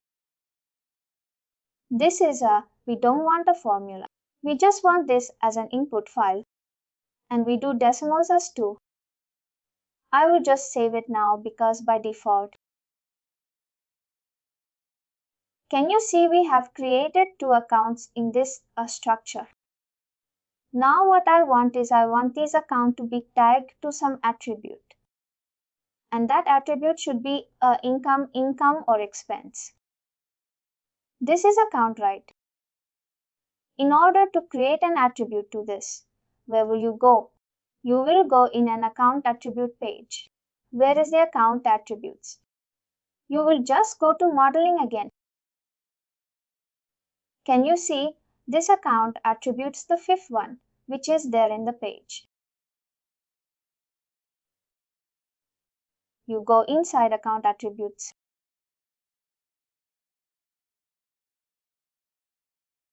And you create a new account attribute. It is pretty much the same which we did yesterday with respect to level attributes. The screen remains the same. To tell you, the first box you can see is the account attribute value. The second box you can see is the account attribute value thing. Right now in the current system, the cash flow, it is written. The cash flow is an attribute. But inside cash flow, you can see certain values inside them. That is beginning balance net income. These are your attribute values. Similar way, we are creating a demo attribute here. I will write this as demo attribute. I will just save this. And inside this demo attribute, I will create two new attribute values. One is your income.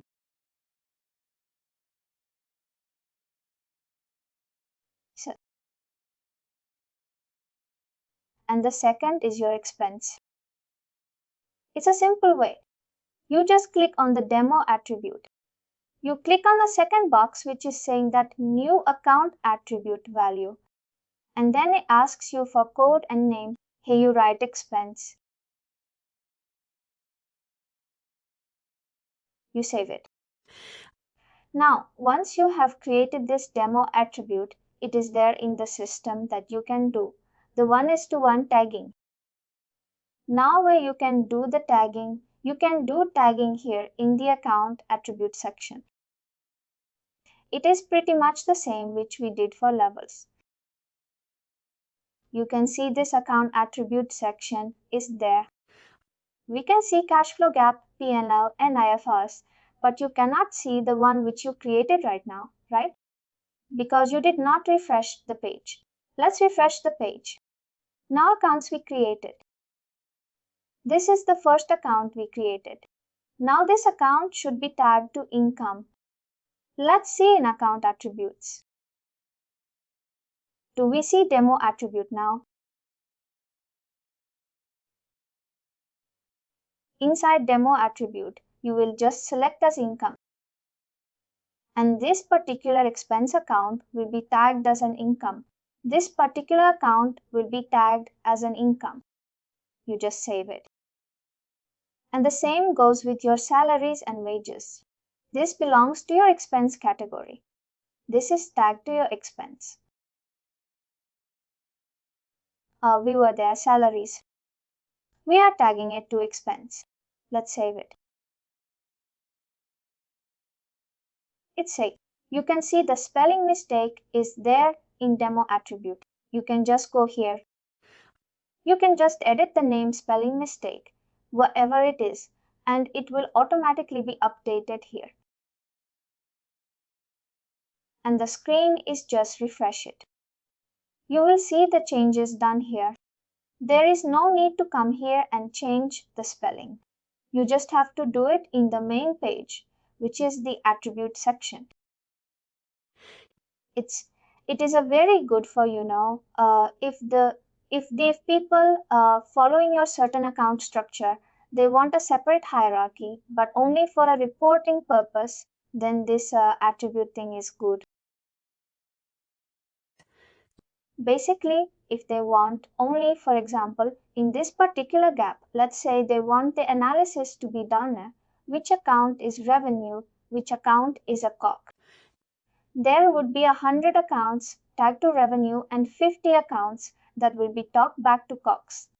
This way, if you just click by one click, if by revenue, you will get the total that. Yes, this is the total contribution from revenue. And if you one click with cost, you will say that, yes, this is the final number, final value for which is depicting the COGS. That is how useful it is when you're doing multiple scenarios, because in Excel file, it is very difficult. Now, what is the formula that you can write to add this income thing? Can you think of a formula if you want to do this? This plus this plus this plus this plus this, you will write certain formula in an Excel file, correct? But in adaptive, what is the clever thing we do? We tag this as an account attribute, as an income. We will just write account something, and we just write as income. We'll address this as income. And that's basically like once these are created. Also on the flip side, when you export this data to Excel, it is easy for you to run the pivot. It's all right. Perfect. Correct. That's a good explanation. because once you do reports, it is visible, because in sheets, it is not visible, because this is all back end work in the sheets. You will only see the front end of the data. You mean you can only see this kind of for data? Correct, correct, correct. But in reports, you can add this kind of filters, which is very, very beneficial. That's why it is very useful if you understand the reporting requirements of the client at the first go.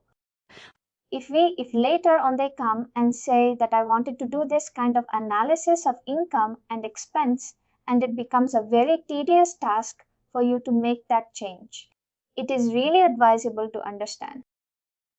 We covered this yesterday itself in level. This was the line that I said that they don't want continents for planning purpose, but they want it for reporting or analysis purpose. Similarly, in accounts also, they will want certain for planning and certain for analysis. You need to understand which is the planning placeholders and which are the analysis placeholders in our accounts. Example, now these are your analysis placeholders and these are your planning placeholders. You need to understand which is the planning thing and which is the analysis thing. Whatever analysis you want to do, and it has a one issue, one relationship you created as an attribute. It's simple. You need to understand the basic fundamentals of the company, that what is the planning, what are the planning and what are they doing analysis on. It will help you on the implementation part, because I have seen requirements coming at a later stage that, oh no, I wanted this also, but you know it, at a later stage it becomes very, very, very difficult to incorporate them, because sometimes the entire structure that you created in adaptive, you will have to go and delete it, and you will have to redo the entire stuff and do the proper hierarchy thing again. That's how tough it becomes. That's why it is very advisable that whenever you do the business requirement, you need to understand what is the planning placeholders and what is the analysis placeholders. Because there are plenty, in any Excel file. You might be familiar in any Excel file. You can see a number of dimensions and number of attributes which are just basically 1:1. There, some people don't even make sense. They just created an Excel file and they wanted an adaptive. You need to understand what is the purpose of those line items. And do you really plan on that level? Or do you just do it for your own sake, for your own analysis? That is my experience, and it has really helped me. Maybe you do also projects on this tool.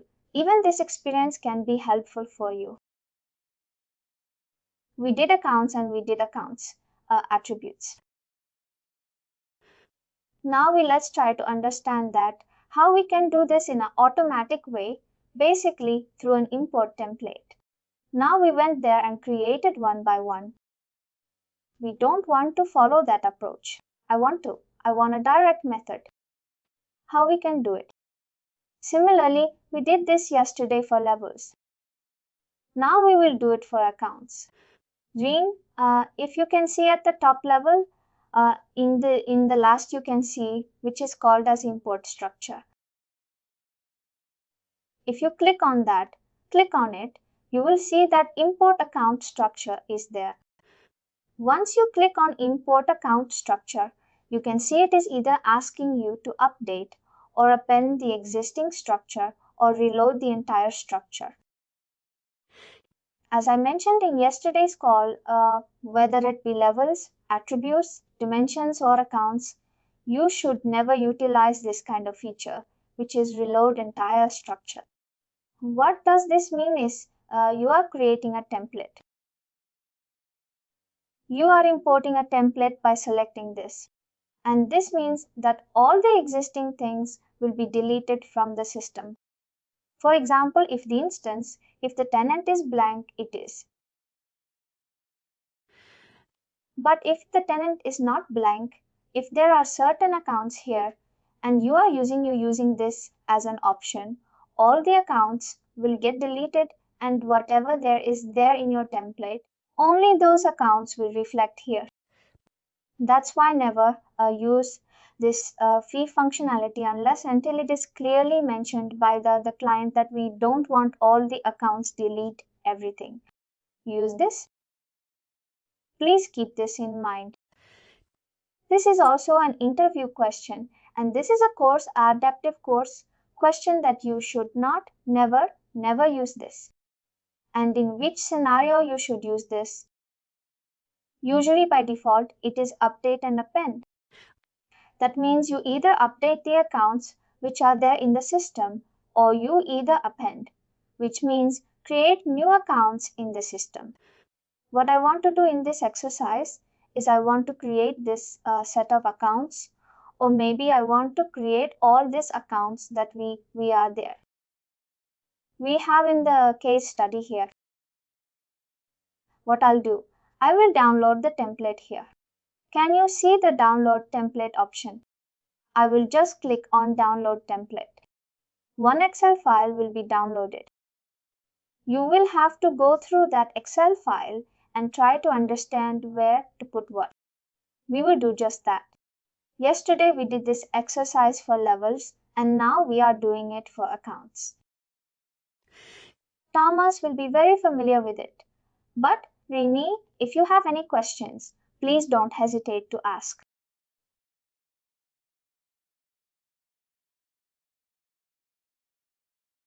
It's opening.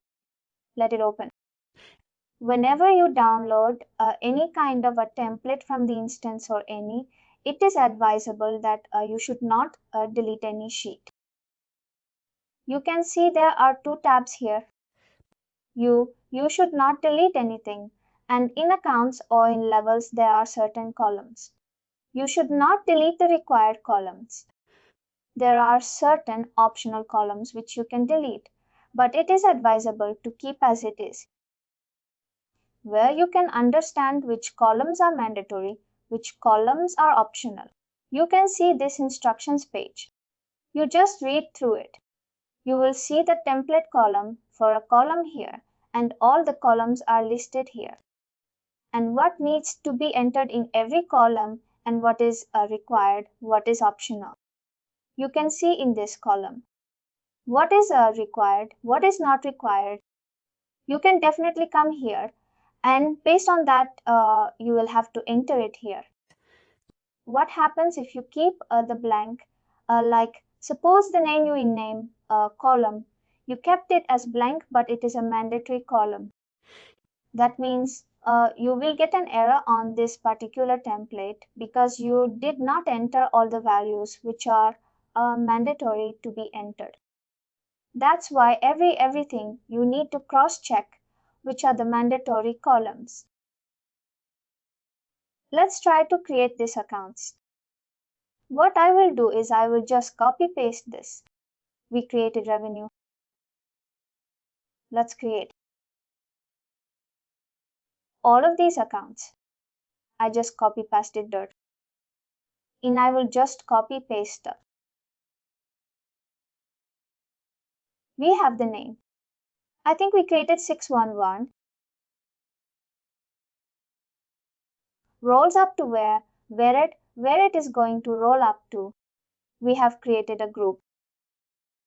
Do you remember the group name? It's this one. I want all the structure.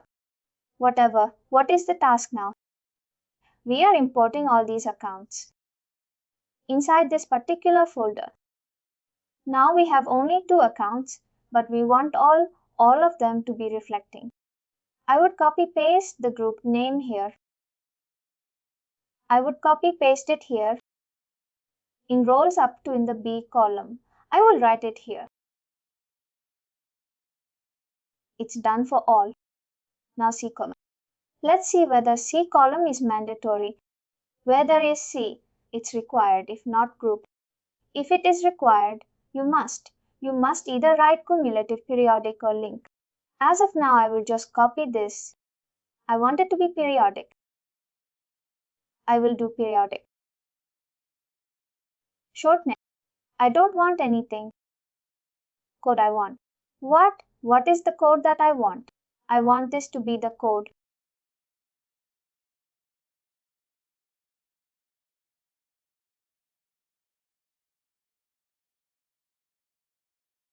Now we know that it will throw an error. Right. Because we don't want this. We just have to remove this.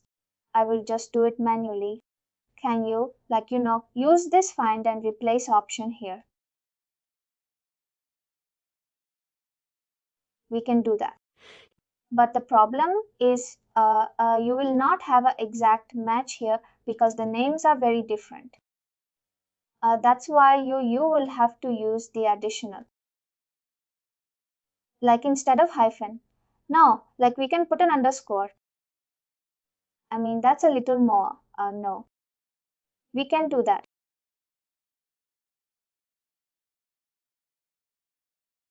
It's not many. I would just series everything.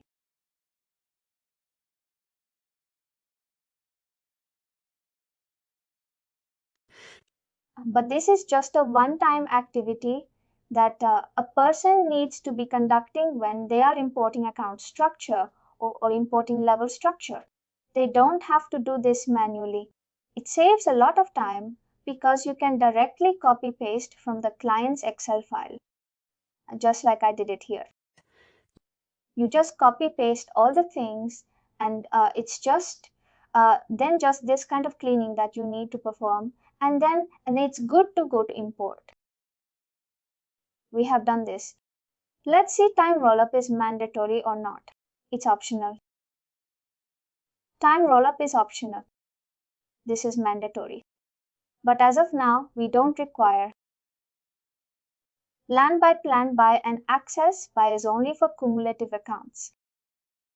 How was this periodic? It's not required. Everything else is optional. What is this required data cube and trees cube? Required standard. Data entry type is standard.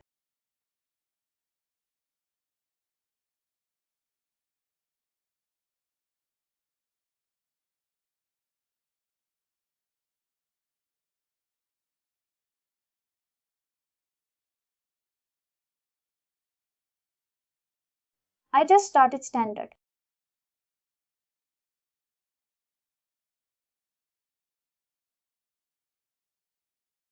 And what are the mandatory things? Let's see.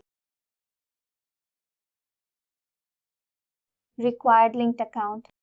We are not using linked account. This is also not. We are done. Now we are good. We are good with the template. And whatever columns we did not mention here in the template. What happens to those is whatever by default functionalities are there, it will automatically get attached to that. What do I mean by default? If I click on new account here, can you see the by default things are there? It is by default periodic. It is by default some enable actus. It is by default number. And these are all going to be by default. I think we need to change this column also because everything will be currency. Let's do that also. Let's try to search it. I think display. This one. I would write it as currency because all the accounts I wanted as currency. Rest is fine with us. Now we are good to go with this template.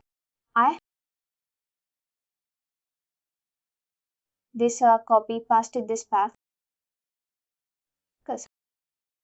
and I will import this. How do we import it? No matter wherever you click in the system, you can, as long as you are there in the custom accounts and as long as you can see the demo folder which you created.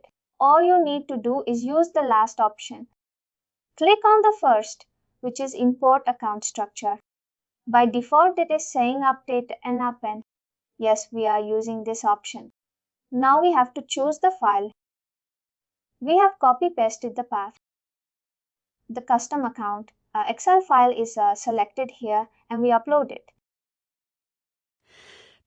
This is the same process, Renee, which is done for levels, which is done for attributes, which is also done for dimensions. It is exactly the same process. And we think, did you notice the times that? Did you notice the time now? Like it was only 5 seconds that it took the loading and it is already in the system. Only the Excel work takes time, but the loading part does not take time. You can see in an accounts demo group, we have created this, all the accounts. You can see we have already created this. All the accounts are already created. But now one thing we did not do. Do you remember what was that account attributes? We tagged this as income, but for the remaining accounts, this will be blank, correct? Now, in such case, what do you do? Because you have already uploaded the values, but you forgot to attach the attributes. What do? You use the same template again, and you utilize the first option, which is update and append. Now you understand what is this meaning of update and append. If there is new rows, it will create new rows. If there is no new rows, but they are values of changing something though, it is using this update option. It gives in the same template. You can either update the functionalities or you can either create new accounts. You can use the same template. Basically, let's go. Where is our template? It must be in downloads. This one customer accounts. And what was the name of the attribute? I think it was demo attribute. Demo attribute code name. I will in this AG column. You can see I would write it as income. Oh, where is the income?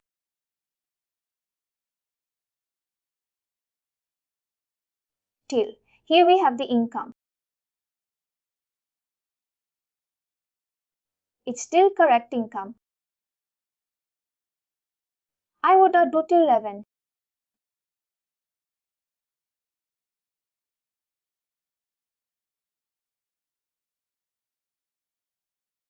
And here I will tag it to expense. Now I've added the attribute tagging. Now what I'm doing again, I'm uploading the same template. Does this mean that this value will be created again? No, only thing, it's the values will be updated. As of now, you can see demo attribute is blank or 432 demo attribute is blank. Right now, we are updating the structure. Let's update. Same thing again, import account structure. Same thing again, this choose file. I will do this and do this tagging and upload. If we get any errors, we will try to solve it. Yesterday, while doing levels, we got a lot of errors and it was a good practice for actually. But today we are not getting errors, but we got it in levels. That's a good one. In 403, let's check the attributes whether it got updated. Oh, it's not got updated.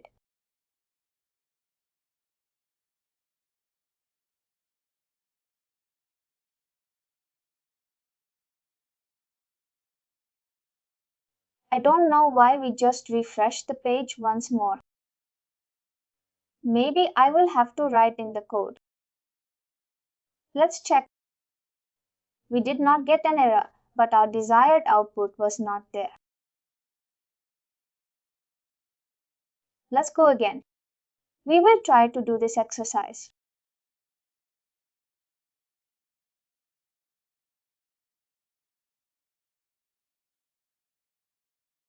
But let's try copy paste this. It's asking for the code, is asking for the name also in instructions. There are certain examples also given. We would see if there is an attribute example.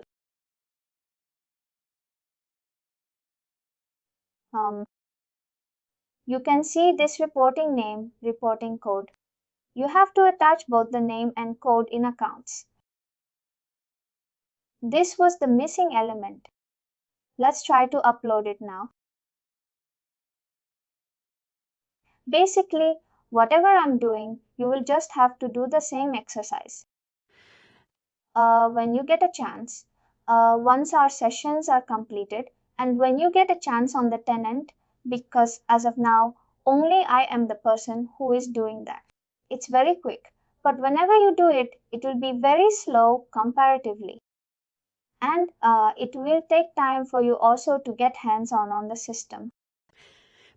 But I would advise that once our training is completed, you start getting hands-on on the system because it will help you to quick. Otherwise, you might forget things very quickly. You can see it's done now. I can just take 612, 66105. It's done. Both the name and the code should be written in the Excel template in order to update the files. The other functionalities in the accounts is move up and move down. Basically, if you want this to be moving up, you just click that. It's just basically reordering stuff that some clients require. It's given this is a general export printable view basically. And you can see the account structure or the formula over it.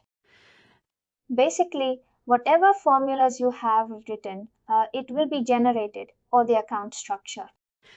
If you download this, all the accounts created in this particular folder, customs, will be downloaded. Same goes with levels. If you click on the printable action, all the levels will be downloaded. Same with accounts, same with the dimension, and basically all the interface remains the same. Only thing is the right hand side panel. What you see in this, that will be changing for you know the values levels. It is different accounts. It is different dimension.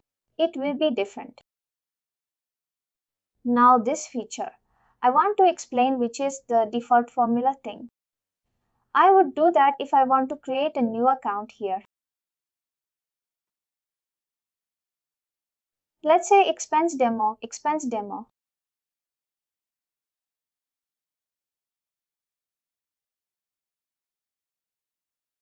I will write here as calculation.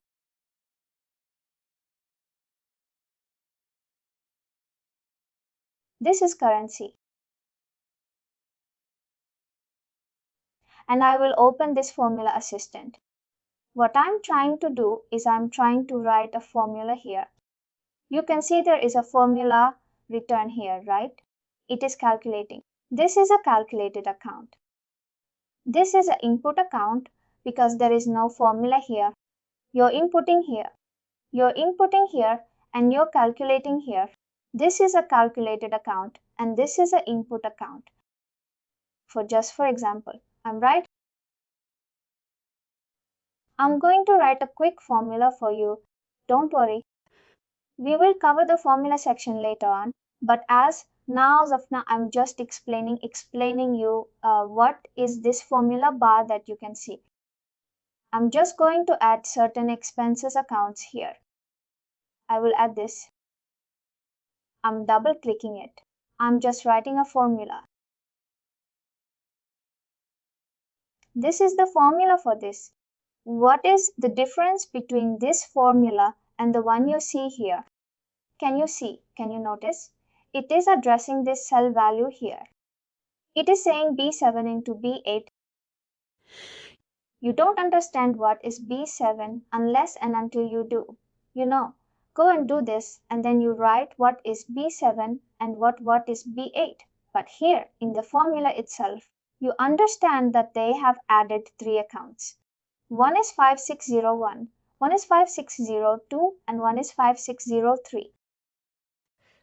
Now tell me what happened in the formula, because 5601, the name is 5601, maintenance service cost, service revenue, revenue. The entire name did not come here. Only thing is the first four numbers came. Why was this happening? Any guesses on this?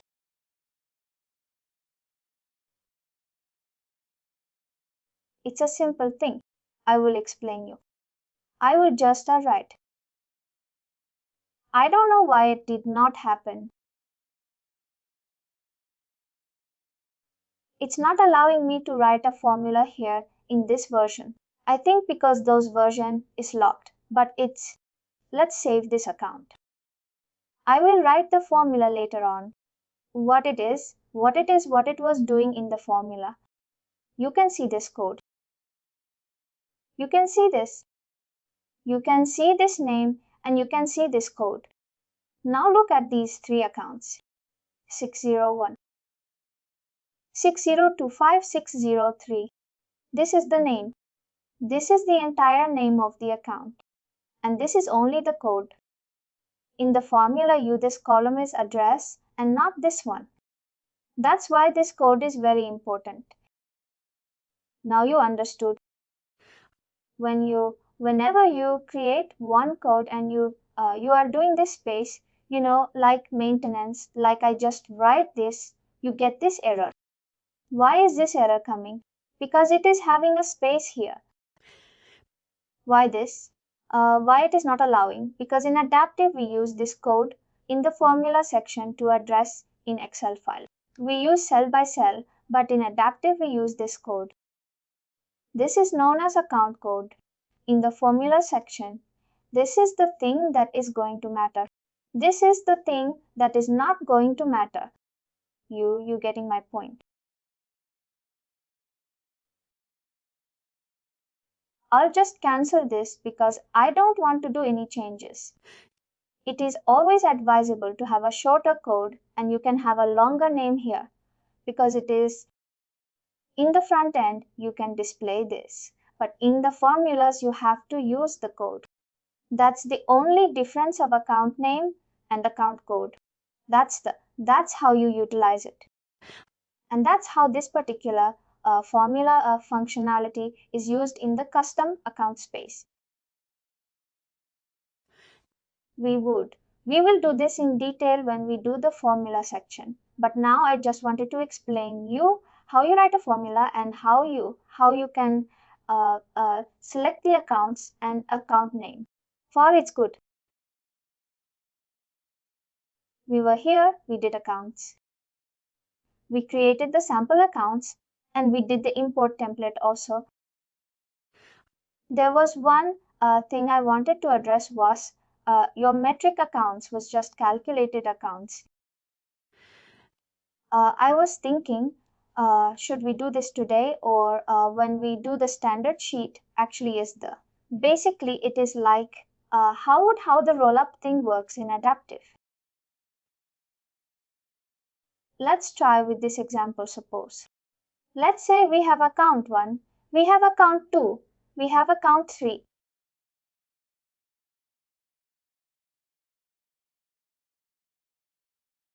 Here, suppose it's going to divide 500 by 7, is going to divide 435 by 98. Let's say it's going to divide 359 by 9.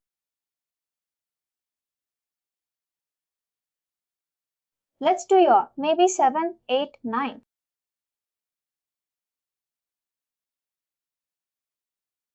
We want to perform a metric calculation. Basically, we are dividing this amount by the column which you can see here. When you perform this action, what happens? You do this and you just. This is the summation, right? And you get the summation like this. This is the normal way of doing it. But insert certain cases where the metric accounts and the customer accounts, they really fail. The customer accounts really fail in such cases where they are going to deal with percentage, which is the financial ratios that I was talking about. Financial ratio. What happens in customer account? Is this what I just explained you? It is going to do this, do this, do this. And in the end, it is going to sum of all the three accounts. Sum of all three accounts.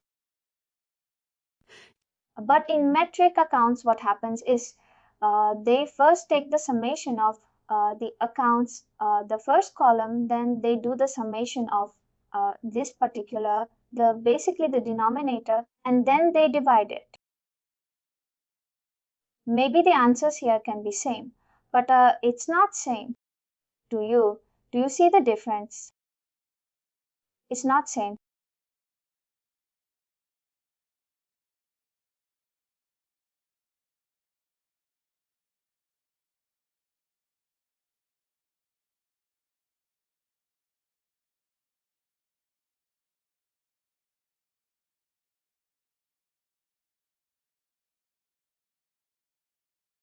It's not same.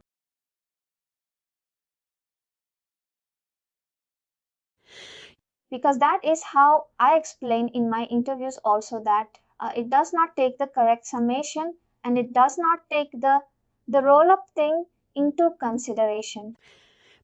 And that's why the metric calculations provide you a better result when the submission is taken at a roll up level.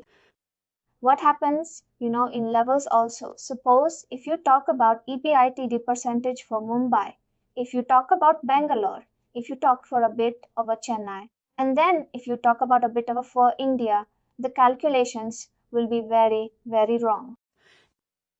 If you use the custom accounts, you're trying to understand. It is going to roll up because the store 101 rolls up to Mumbai, then Mumbai rolls up to India. But Bangalore also rolls up to India and Chennai also rolls up to India. That's why the computations will be very, very impacted if the financial ratios are computed as a custom account. But if it is done in a metric account, then this entire calculations which I explained, it is taken care by the metric accounting. That's the difference between a metric account and a customer account. Can you just explain this example once again? I was saying that we have three accounts here. You can assume it to be any accounts, any accounts. And we want this. This is the numerator basically, and this is the denominator. We are what we are doing. We're doing this as 500 by 7, 435 by 8. We are getting this computations, individual computer, individual computations of the individual accounts. But when you do the summation of all three accounts, you get this. Even if you do average, the average will not be same. I will tell you the summation and the average of all three accounts will not give you a correct, or it will not give you an accurate answer. If you want, you can take this average and divide by 3. It's giving you a 55 thing, but your metric calculation is giving you an accurate account, which is 53. Your average of this is 55. Your average is this 53. Something is off. What is that? Because in metric accounts, what is happening? They are not doing this individual calculation. They are not doing this individual calculation. It is taking across the addition. First off the numerator, it is taking off the denominator, and then the total is directly divided. It is taking control automatically by the account itself. You don't have to do anything. You don't have to do anything. Basically, our financial ratios are controlled with metric accounts. And the reason it is controlled, because you get a correct average, and because here you don't get a correct average using other kinds of accounts. It's just a minute difference, but that difference will be a huge. And you know when? There will be lots of levels that will be a huge. In short, like if you want to get any kind of a percentage, always go for a metric account. Metric, any kind of a financial ratios, like a bit of a person or gross margin person, any any type of that which is used for in your P&L statement or balance sheet or wherever you use it as a metric account. That's the first thing that should come in your mind. We completed the types of accounts. We completed this difference between metric and calculated, and we did the import structure also for their accounts. Please do like, share, and subscribe to our channel. For more information, contact us sales@uptalk.com.